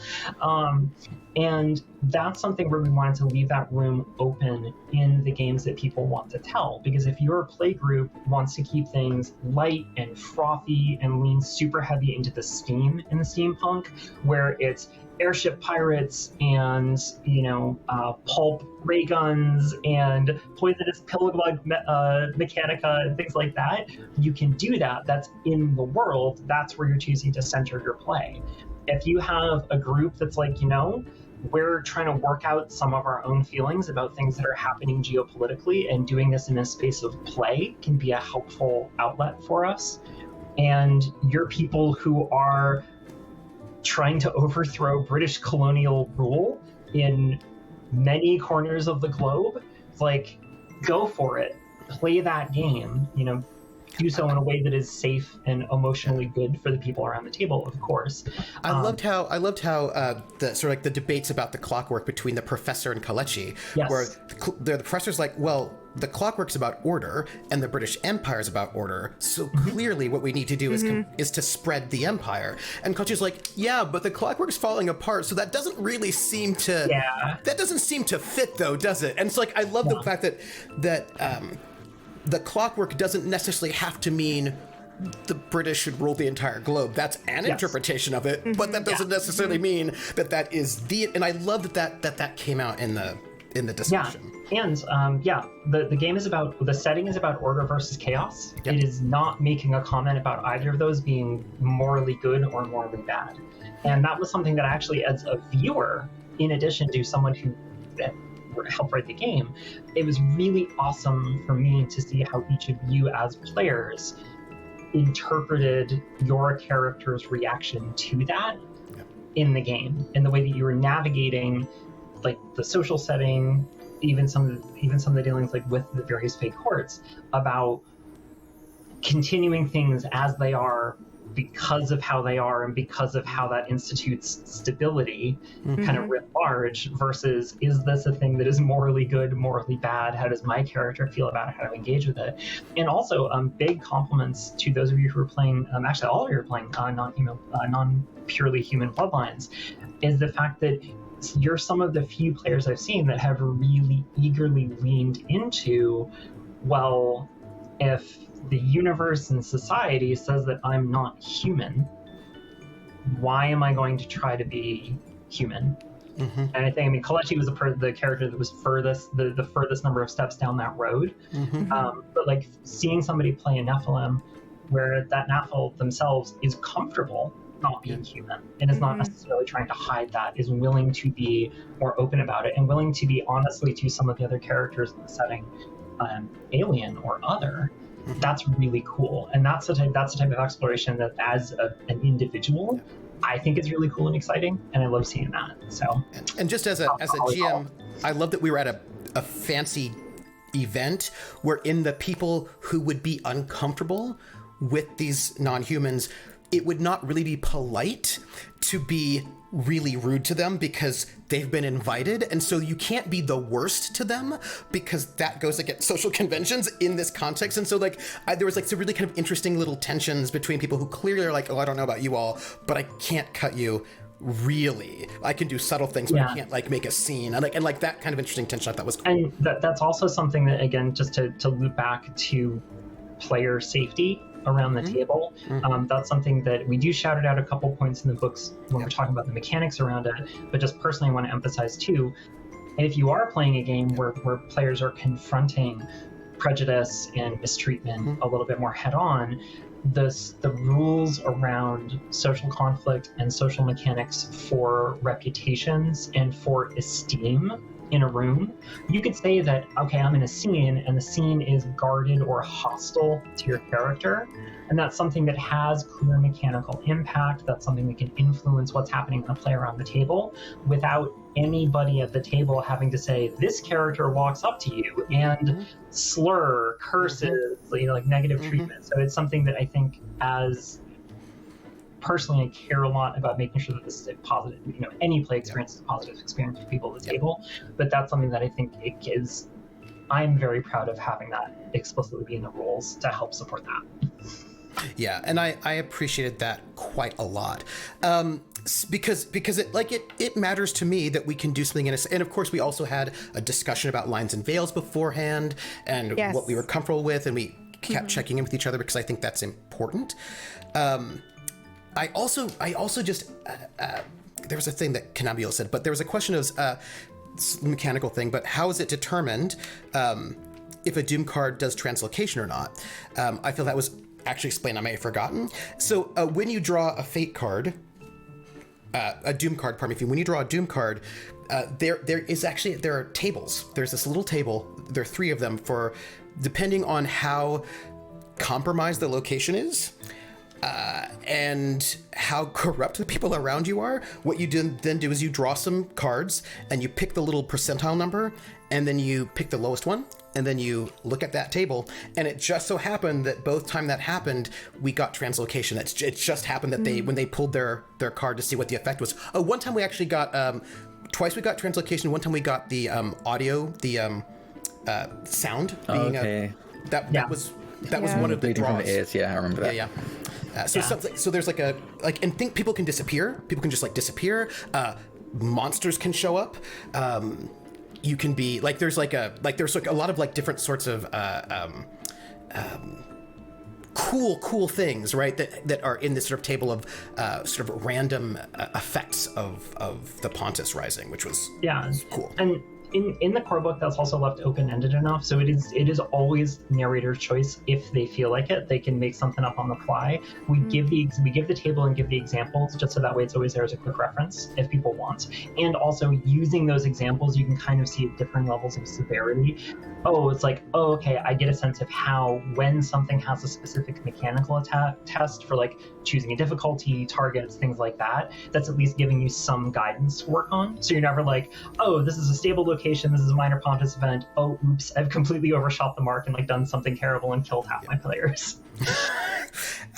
There was a question with that PB. I think PB. PB, go ahead. Do that. I just wanted to jump in on the safety tools thing because I know that it wasn't visible on the screen, but it was one of the first things that Trooper talked about in the game, and I just want everybody to know that we did use safety tools. Three different things. Yeah, 3 different types. The most common one was typing an O in our private Zoom chat, where people would go, "Oh, question mark," and then everybody would spawn in and say, "Yeah, I'm doing all right." Or not. Yeah, and there are lots of different ways to do safety tools, but what I really appreciated, and I'm just going to go out and talk about this here, is that, Trooper posited, we can have safety tools up on the screen, and then I felt he made me feel comfortable enough to say, I don't feel comfortable drawing an X card in front of an audience, because then the whole audience is now wondering who in the cast drew the X card, and everybody's focusing on that instead of, and then, I don't. Yeah, so I didn't feel comfortable with that. And Troop was like, okay, we'll do it all off screen here. So I just wanted to throw that out there. Because the point of the whole safety mechanism is to make sure that the players feel safe, right? Yeah. And also the GM, right? Because I can't feel safe if when I'm doing a horror game, especially where things can be creepy or heavy, I need those tools as a GM so that I can feel safe as well, because I want to make sure that everybody's having fun and everybody's like creeped out in a good way, not a bad way, right? And so that becomes important for me. There was a question I thought was very good, and it was about sacrifice. Where was it? It was, what would you all have sacrificed? Who or what would each character have chosen to sacrifice if it were up to them at that last moment? Yeah, no, Kelechi would have sacrificed himself, 100%. I think especially after he realized that Tilly had a crush on both Nell and Kelechi, I think he would have been like, despite how dare you? despite how comfortable in his own skin he is, I think he still has like at least a little bit, a level of like self-deprecation. He doesn't like fully love himself, and he 100% believes that like he should be happier with Nell. So I think he would like sacrifice himself specifically for that reason. Also because he's a big fan of Nell, he doesn't want Nell to be like on the other side. But like that's also a big part of why he would probably have thrown himself in instead. Bonsai, you said that Otto would sacrifice himself, yeah? Yes, so there was, if it wasn't for like the fast moment, because I was also panicking in IRL, if it wasn't for, like, Otto has very, like, he believes that the sun does not fall far, or the apple doesn't fall far from the tree. Very happy to sacrifice the Duke's, or the Viscount's son, but ultimately, if I was close enough, Otto would have switched with Nell. Because in his mind, I rather have the happiness of my loved ones come first before me. And like the background story is that this whole time that Otto's been working hard because he didn't believe that he deserved to have been the one that lived versus his sister. That was the whole like arc, and he was just like, I'm prepared, but if there was somebody else to step in the way when all of us could be happy, like, I mean, I like sacrifices, but if there's an option for everyone to be happy. But yeah, that was because now I have to deal with another loss of my family. I'm just never have all my family, I guess. PB, your character of Freedom, what would Tilly have sacrificed? So that is such an interesting question, and I think I saw a comment on YouTube, or maybe it was the Discord, where somebody said they were super surprised at the decision Tilly made in the end. So I will shed a little bit of light onto that. And that is that, first of all, a little bit of meta knowledge. I didn't understand there was a trade happening, or at least Tilly didn't understand there was a trade happening. PB 100% would have thrown little Natty to the wolves. But Tilly, when it was, we're just going to throw this person in here or trade this person. A fundamental thing on her character sheet is eat the rich, and I'm not going to do the things that the way they've been done because I'm told that that's the way I have to do them. So if you tell me the only way is to trade, fuck you. Excuse me, but like she absolutely to her core is like, no, I will find a way that doesn't involve that. And I'm maybe that's naive, but that's Tilly to the core. So I think like right now after everything, I think she's like in that stage where she's angry and she's kind of like, fuck the system. I will find a way to get her back, and I'm not going to just bend to your will because you say I have to. And then the guilt will probably hit depending on like when that happens. But right now she's angry, I think. But yeah. And I want to know about Nell, who, what would Nell have sacrificed? Because Nell's sacrifice did not seem to be completely, no. Voluntary. Yeah. So I had a really difficult decision in that moment because I, as like meta knowledge player, knew I personally disagreed with the choice of bringing Natty in, and I think especially after what we had just learned about Kalechi and Nell, and like a big part of the narrative of the show was people being taken against their will, and so I knew in the moment that the possibility for Nell to sacrifice herself was there, and it would be a very clean, nice, packaged ending for that decision to be. And the reason why she would sacrifice herself was for Otto and Buttercup to be together, because she only just wanted them to finally be together. However, Nell is still Nell has still sort of lived her life trying to get out of scenarios and self-serving and trying to keep herself alive. And her entire existence has been survival. And so I think in the moment, she just went, okay, there has to be another option. And kudos to you for that, because I know that Mergs doesn't agree with that decision, that moral decision, but you stuck it. You were like, yeah, this is what my character would have done. Yeah, I just didn't think that Nell would have just taken a sacrifice so quickly. I think she would have tried to she wanted to find a way out, and that's why I'm so, and that's why I'm so happy with the ending, because it's like, it's not a clean, happy, perfect ending in terms of everyone got what they wanted. It's a little bit messy, and it leaves opportunity for, future play. And I think it leaves a lot of opportunity for her to grow as a character, like I mentioned before. I think she doesn't really know what freedom means. So the idea that her main, like, just for people listening, one of her main attributes is that freedom above all else. Like, freedom is her main thing. Her big affinity, her main affinity. So I just love the fact that she has, as of right now, lost it and will not know how long she'll be in the Borderlands and who she'll be after. And I think that's so fun. Also, that ending was like serving up the perfect bit of character arc growth for all of us. Yeah. It really felt like that. Like, it was a really good gift to be like, if there is a season 2, holy. We have a long way to go.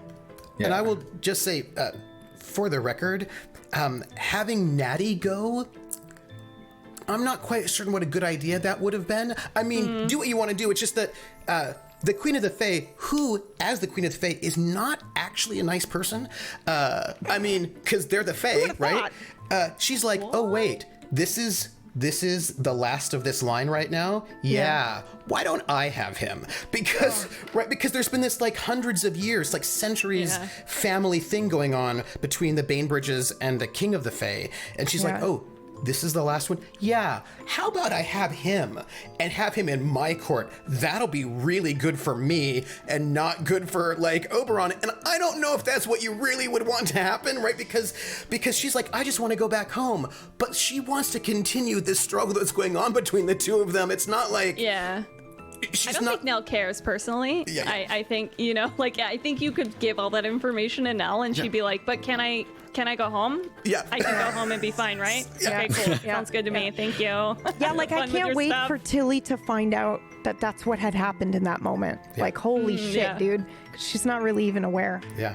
And I'm excited for Tilly to find out more about, like, because I feel like no one really is fully aware of what Kalechi has done. Yeah. Like, Yeah. Like Nell is fully aware. War crimes. But I Kelechi's not was great. waiting for that. Like, boy, what's going to happen here? This is why for season 2, I think I'm really excited because look, there was a question that has happened a couple times, and it was how much of what we saw was in the core rule book and how much was in my brain. And what I would say is a lot of it is actually in the book itself in terms of the cosmology. It's like cosmologically, it's PB. Yeah. Yes, Go. sorry. Yeah, no, PB. Go, because when you come back, we've got a thing. Okay. Yes, go. A lot of the basis was the way that the courts are come from Highland Spirits, which will be coming out. It's a campaign. If you want to run a campaign, it'll be coming out soon. That's like a lot of that was coming from there. A lot of what you saw was very much rooted in the cosmology of the world itself. Oberon and Mab and Titania, that's from Shakespeare, and I put those names in there. The idea of needing the exchange, that's like a sort of an extrapolation. And I also am going to say that I think they cheat when they can. Like, you must have an equal exchange, except unless you eat my food. That's the exchange, and then I get to have you. And so I'm very excited for Otto to try to figure out how to follow the letter of the idea there must be an exchange while circumventing it, right? Like, because Otto's like got a lot of bureaucracy. It's like, okay, hold on.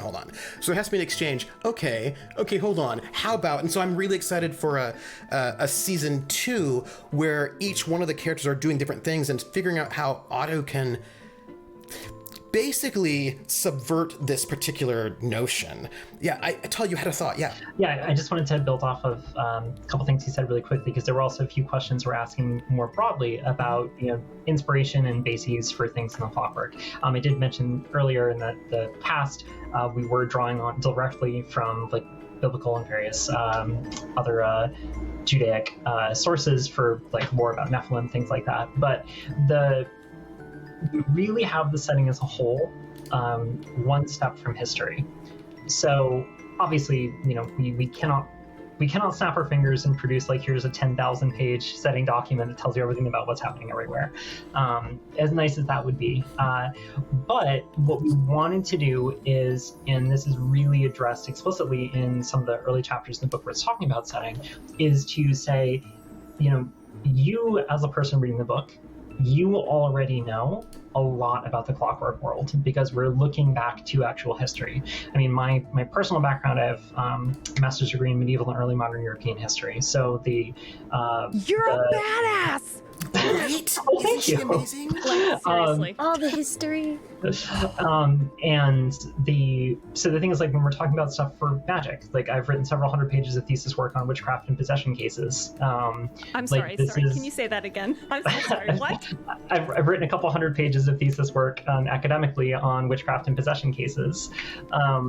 So dude, why are you the coolest person on the planet? I'm sorry. Holy cow! Myrtles and I have just been DMing throughout this entire thing. Oh my god, she's so fucking cool. Like, oh my god. Thank you. But so I mean, like, when we're talking about things about magic, like that's actually magical theory from, our magic system is built on magical theory from a lot of actual real world magical traditions. Where we're taking on Fey lore in the core book, we're talking more about things from the viewpoint of of people within the context of the empire.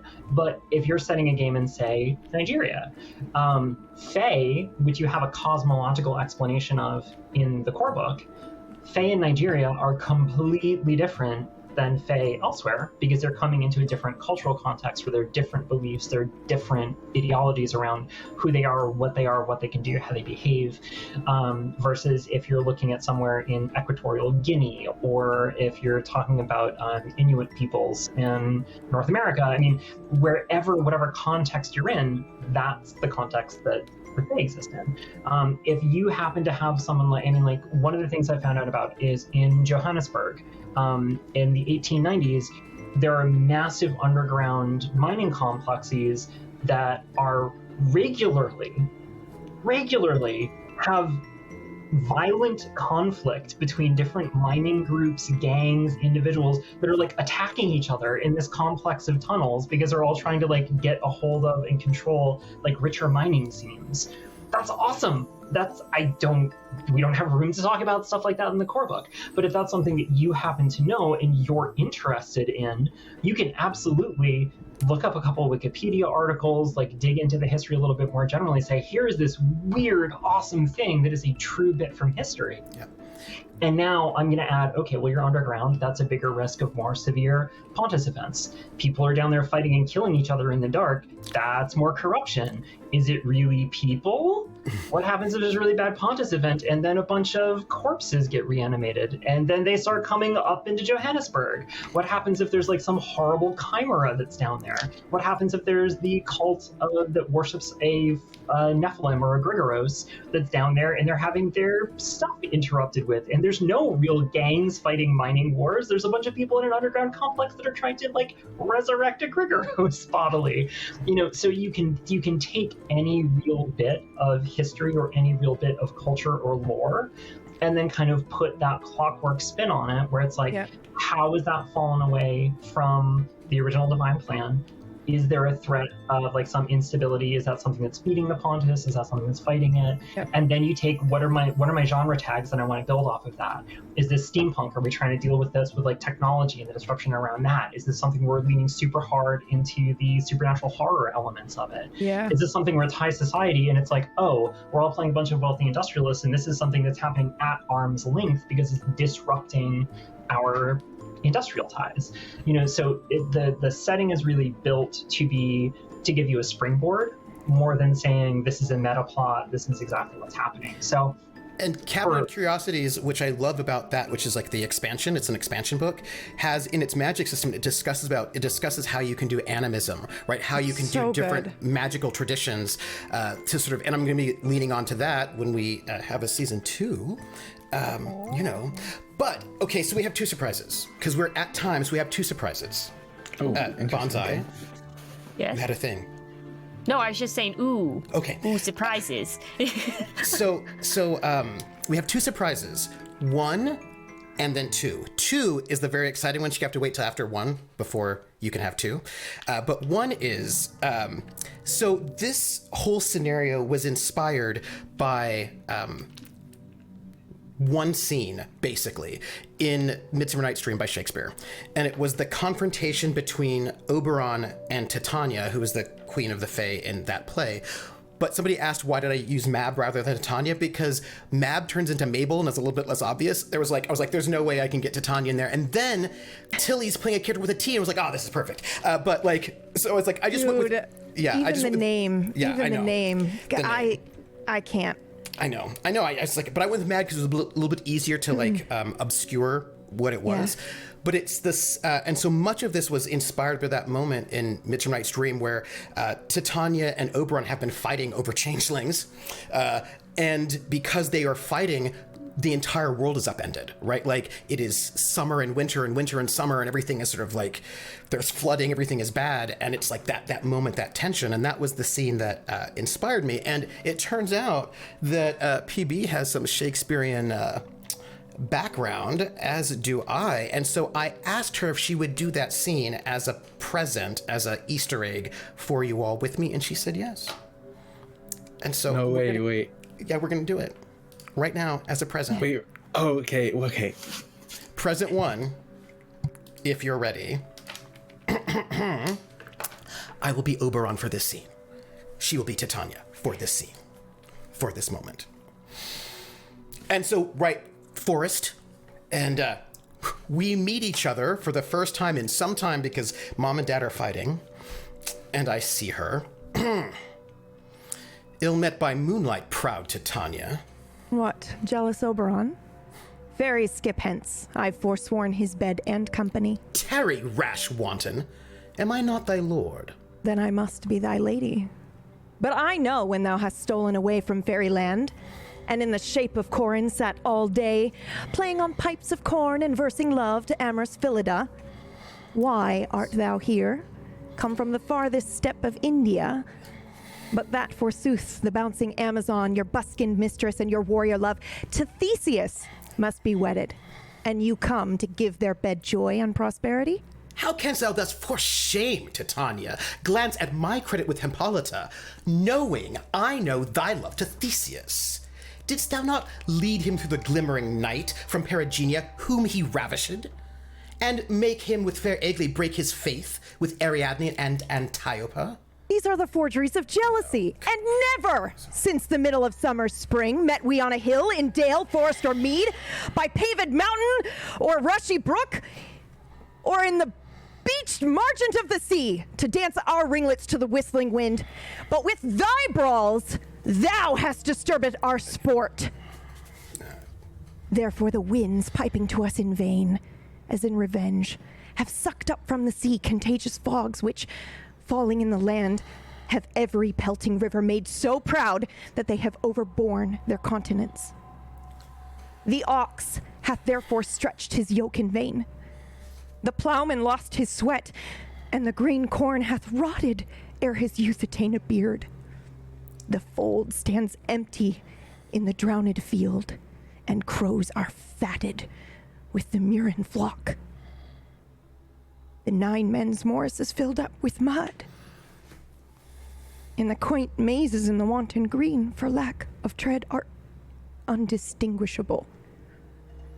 The human mortals want their winter here. No night is now with hymn or carol blessed.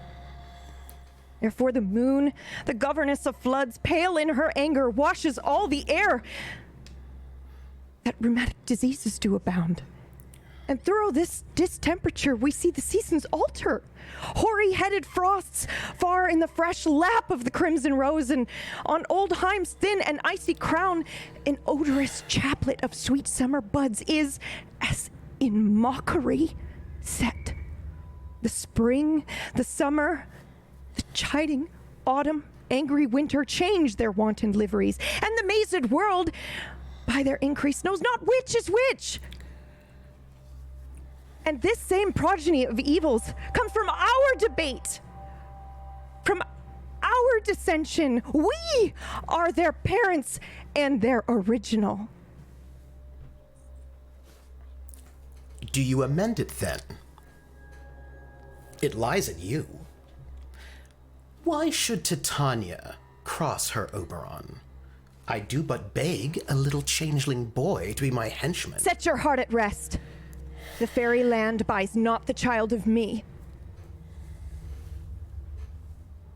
His mother was a votaress of my order.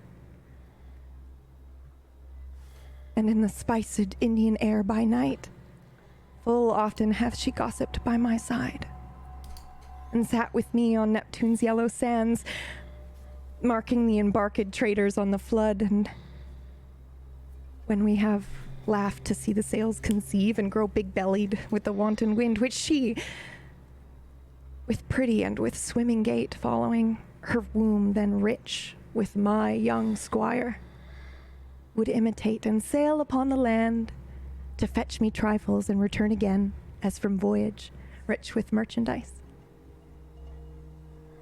But she, being mortal, of that boy did die. And for her sake do I rear up her boy. And for her sake I will not part with him. How long within this wood intend you stay? Perchance till Theseus's wedding day. If you will patiently dance in our round and see our moonlight revels, go with us. If not, shun me, and I will spare your haunts. Give me that boy, and I will go with thee. Not for thy fairy kingdom. Fairies away. We shall chide downright if I longer stay. Well, go thy way. Thou shalt not from this grove till I torment thee for this injury. What the? I'm sorry, what the? I don't have my sunglasses, so I'm just tearing up on live on stream.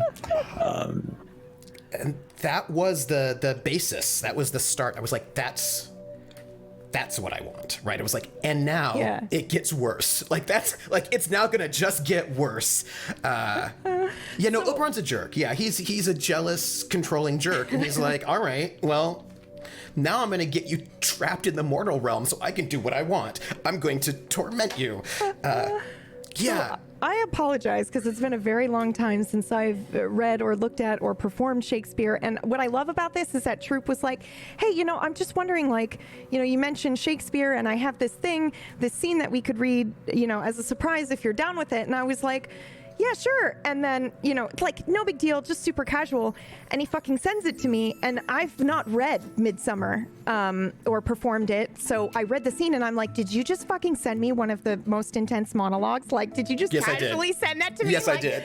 She's like talking about all these things and it's like really hard to get that message across what she's saying. And I'm like, oh, okay. He just straight up, all right, okay. Cool. Oh, so good. And I just love this idea. Fantastic. Right? I just love the idea. Because for me, I was like, oh, that's the Pontus. Like, all of that is like... Yeah, it made so much sense, dude. And I read it before, like, we were going to do it on the finale. Yep. And so I read it, like, literally the day before the finale. And I went, oh my God, everything makes so much sense now. Holy shit. Even fighting over the changeling. Like, oh, it's so good. He was like, that's... So we have another surprise. And I am very excited for this surprise. I'm just like, oh... Guess what, everybody? I hope you've joined the Discord, right? Yes. Because the surprise... If you haven't, you should do so real quick. Right now. Yes. Talia, would you tell us what the surprise is? Yes. So, because the Discord community has been so active and so engaged and so excited about this campaign series, which I think completely understandably, I apologize. This is my fault because I only suggested this once the stream got started. But I would be more than happy to give away PDF copies of all of the Clockwork Dominion stuff. So core book, cards, Cabinet of Curiosities, and Highland Spirits. I'll give away PDF copies to 3 people that are chosen randomly from the Discord membership. And one person I will also mail physical copies of the core book and cards. So that will be a random selection from the Discord bond. So I'll be able to coordinate with me once that's been done, and we'll get that going. And provided that all we'll need is for the electronic copies, you just need to have an email address that we can send you links for downloading that from DriveThruRPG. So that'll be no cost to anybody. And then for the one person who additionally is getting the core book and cards, we'll just need to get a preferred mailing address. So happy to be able to give a little bit back to the community. Thank you so much. Thank you. Also, can we drop a DriveThruRPG link to the system, please? And thank you. So if you don't win, you know where to go check it out. Please do. It's amazing. I'm going to put, and I will just note that there's a lot of really great, just so you know, as I'm looking up the link right now, there's a lot of really great GM advice in this system. I would say even if you've never GM'd before, there's a lot of really good advice about how to balance encounters, how to put things together. It's very, very, very welcoming to GMs, and I am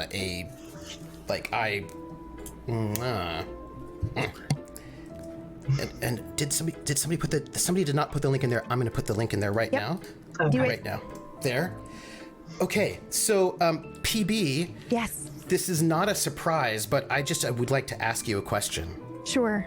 Before we end our Q&A. So you're like, and Wax up there too, and you all run the channel and all. It's true. And so you'll have power, ultimate power. I don't know about ultimate power, but okay, go on. Do you think it would be possible to have like a second season of this show next Midsummer? I'd say it's possible. I'd say it's fate. See you next Midsummer. You heard it here, everybody. We're going to see you next Midsummer. I want to thank everybody who's watched either live or on YouTube. I want to thank this entire cast because you're super, super happy and amazing and wonderful. And as we go around, I would just like you all to just say, as we do at the end of every session, say who you are, where we can find you, and give some love. And I would like to start. I would like to start with Bonsai, who is just so great. And Bonsai, thank you for being on the show because I know you hadn't done anything for a little bit. You were taking some time off, and I was like, can I please have you play with me? Please, please, please, please, please. And I want to thank you so much for saying yes. Of course, I always like doing games with all of you, especially table story and stuff. I think my love, of course, this is gonna come out of nowhere. It's gonna go to Talia for being one of the co-creators of this wonderful, and then also knowing all the like the history and historical facts that you put and your and the other people that wrote it, like how much like effort and thought and everything put into it. It's such an amazing system, and I just wanted to give you all the love and all that stuff. And we can find you on your channel, Bonsai Baby. Oh yes, I'm Bonsai Baby here on Twitch. If you want to learn how to do woodworking and then also cooking some random stuff, mostly just me screaming into the microphone, you can go ahead and check out my channel there. Murgles. Hello. Where can we find you? Give some love. Yes. Also, unsurprisingly. Oh, wait, you can't say it yet. I have to say something first, because I have to give you love first. You don't have to. No, yes, I do. I do. Okay. Murgles. Sit down. Yes, I do. Yes, okay. I do. I love playing with you. I love the thoughtfulness you bring to your characters, of course. Also, I love that I get to speak German with you. That makes me really happy. And I love that you always do something that I'm not expecting, but always something very true. And so I always appreciate that. Oh, jeez. Okay, thank you so much. Wait, are we all getting compliments? Because yes. I might just leave if we are. Oh, okay. Wow, I'm going through a tunnel, guys. Bye. I'm Murgles. You can find me on my Twitch, twitch.tv/Murgles. I stream Mondays, Wednesdays, and Fridays. I'm an animator and a storyboard artist by trade, and I'm also making my third short film live on stream. So if you're interested in seeing how animated films get made in traditional hand-drawn, you can come check me out. Love goes to Talia, 1000%, because I feel so honored that you took the time to come and speak with us, and just listening to you talk about the system not only represents what we all loved about the system and what made it so extraordinarily fun to play and to work in, but also just your knowledge and your enthusiasm and your passion for it just makes me even more excited to continue getting to know the system, and it's just so rad. So thank you so much for being here. Draconics, not Draconique, although I still want to pronounce it that way sometimes in my mind. Watching you play with Dot, I was like, okay. Hold on. This guy, I need to work with this guy. This guy is great. I'm very, I hope he'll say yes. Also, we're setting this campaign in the UK. It would be nice if somebody from the UK were on the show. And so I was hoping to work with you for a while, and I was so happy that you said yes, because I know you're in a lot of shows. So thank you. And I was and am very excited about the ways in which your character concept is opening up stories, right? And every character does, but I'm really excited with the ways in which what you gave me as a player allowed me to sort of pull in some things that are really important to me as well. So I want to thank you for that. Okay. Let me recover from that. Hi, I'm Draconics, or Jack for short. I stream all over the place. It's probably honestly just easy to follow me on Twitter. So that's Draconic. You can see it up there. Oh god, I'm very sad that it's over. I have to wait, but I'm very excited for season 2. The love I'm gonna give is obviously to Talia, because God, this system. I've only started playing TTRPGs very recently, and I dived into it immediately. Dived into string with them straight away, and I played quite a bit at this point.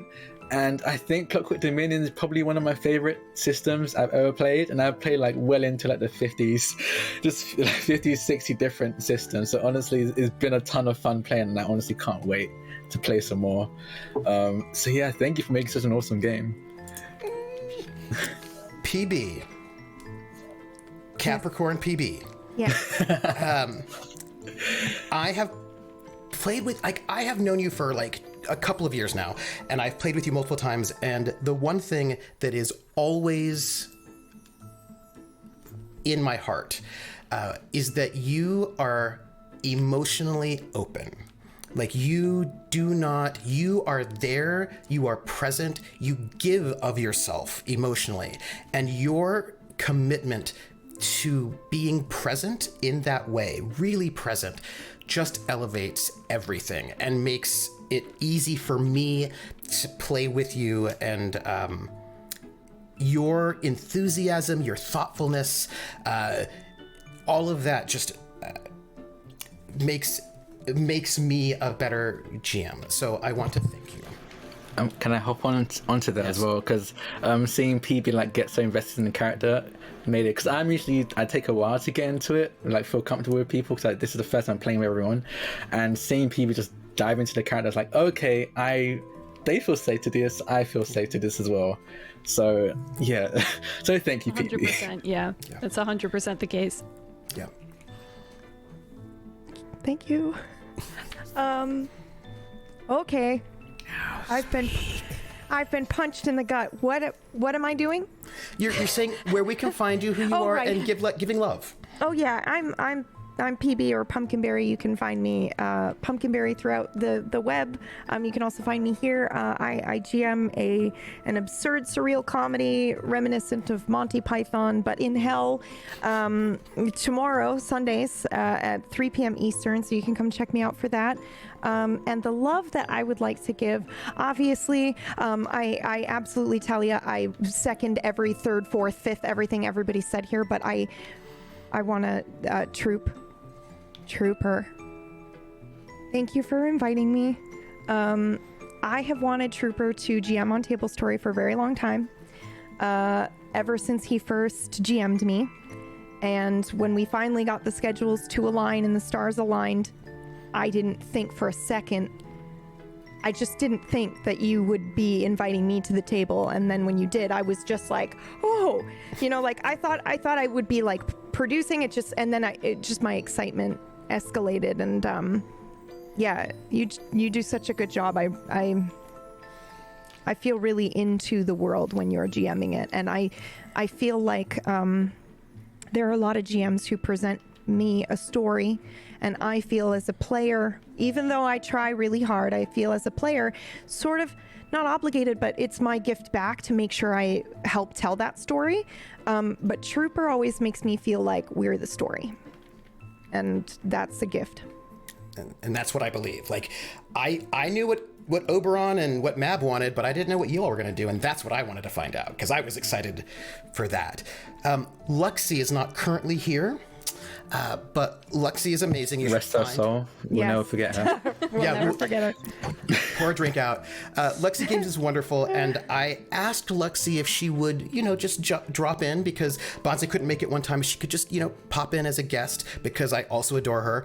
And I have to say, I loved the ways that she's like, okay, hold on. So I've been in the Borderlands, like, the last 20 years since I was 7. Okay. The way that she thought about sort of creating a character who was basically raised in this Fae court, that she was able to bring, who also was a fighter, like, for the king of the Fae, as a matter, like, she's got some combat skills, that she was able to play this really amazingly, like she felt so Fae to me, right? Like, she felt like this figure who was a little bit disconnected and strange from the world, but had this core of love for her brother that was just so powerful. Like, just all that love for Luxie, and I'm excited for more Luxie later.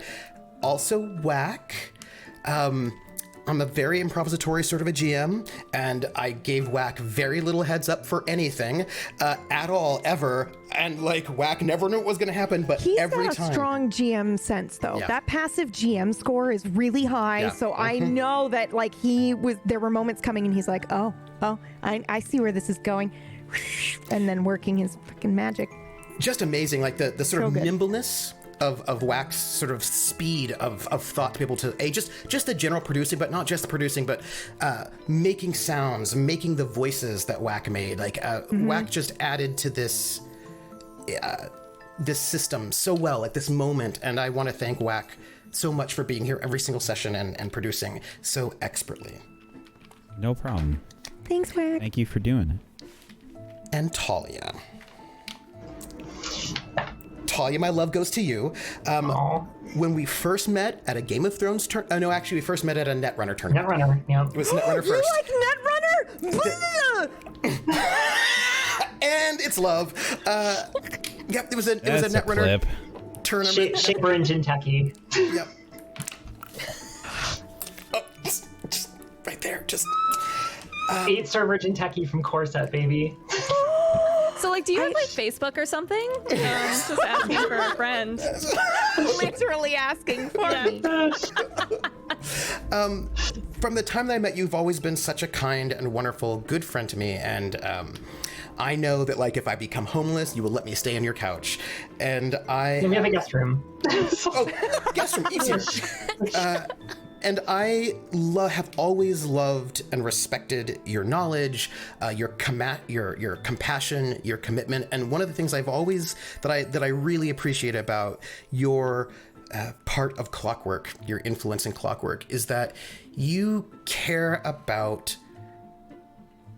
social justice, right? And your heart, I always feel it in Clockwork Dominion, because you're like, yeah, you know, it really sucked. Like, the class system was no good. Because there were people who literally were living in the ground, and your commitment to sort of thinking about history and using that as a way to talk about things that are important, your commitment to, like, your love of people and human beings shines through, because some games don't think about those things, right? They're like, here's my game, boo, right? But you care about people, and that makes Clockwork Dominion, which could be a game that could be not great because it's set in in a terrible time, the time of like colonialism, right, and imperialism.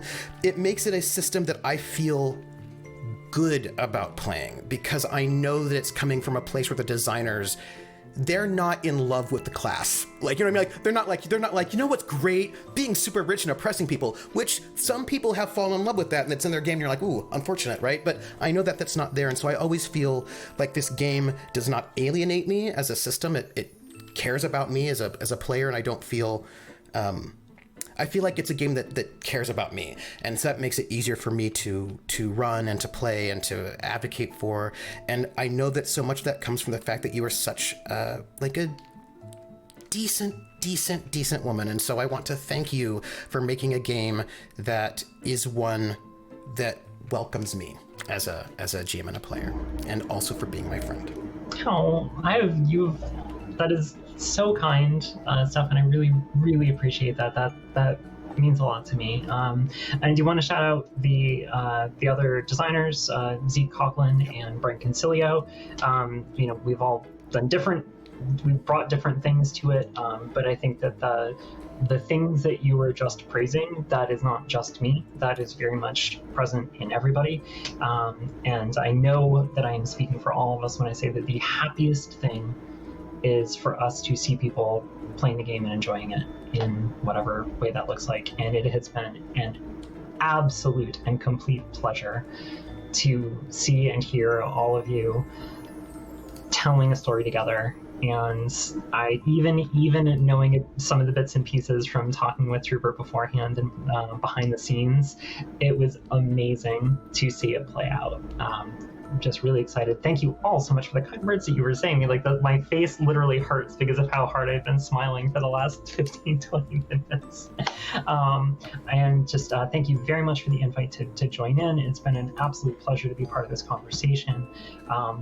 Big shout out to the audience and the folks who are listening and asking questions, that are part of the Discord, and that are building a community around this. Not just this game, but Tablestorm, but generally the work that all of you are doing on your individual streams, individual plays. It is really cool to see how much and how many and in how many different ways people are coming together. But this has been something really special, and it has been a thrill and a delight to be part of it, even just in the little Q&A at the tail end. So thank you all so much for having me on. This has been an absolute blast. Hold on, you weren't just in the Q&A at the tail end. You helped create the thing from the very beginning, so you're the beginning and the end. And I just, yeah, that's it. I just had to. I mean, if you want to go on calling me the Alpha and the Omega, I'm not gonna work too hard to stop you, but. I think I'm the only Leo on the stream, so That's fair. Yeah. I'll take Leo Rising right here. Thank you very much.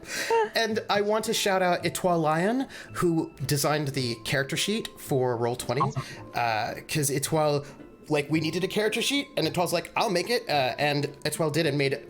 It's a beautiful character sheet, and so thank you, Etoile, if you are here or when you watch this, for making that character sheet so lovely. And I feel like that is our Q&A session, and I think that we will see each other next Midsummer.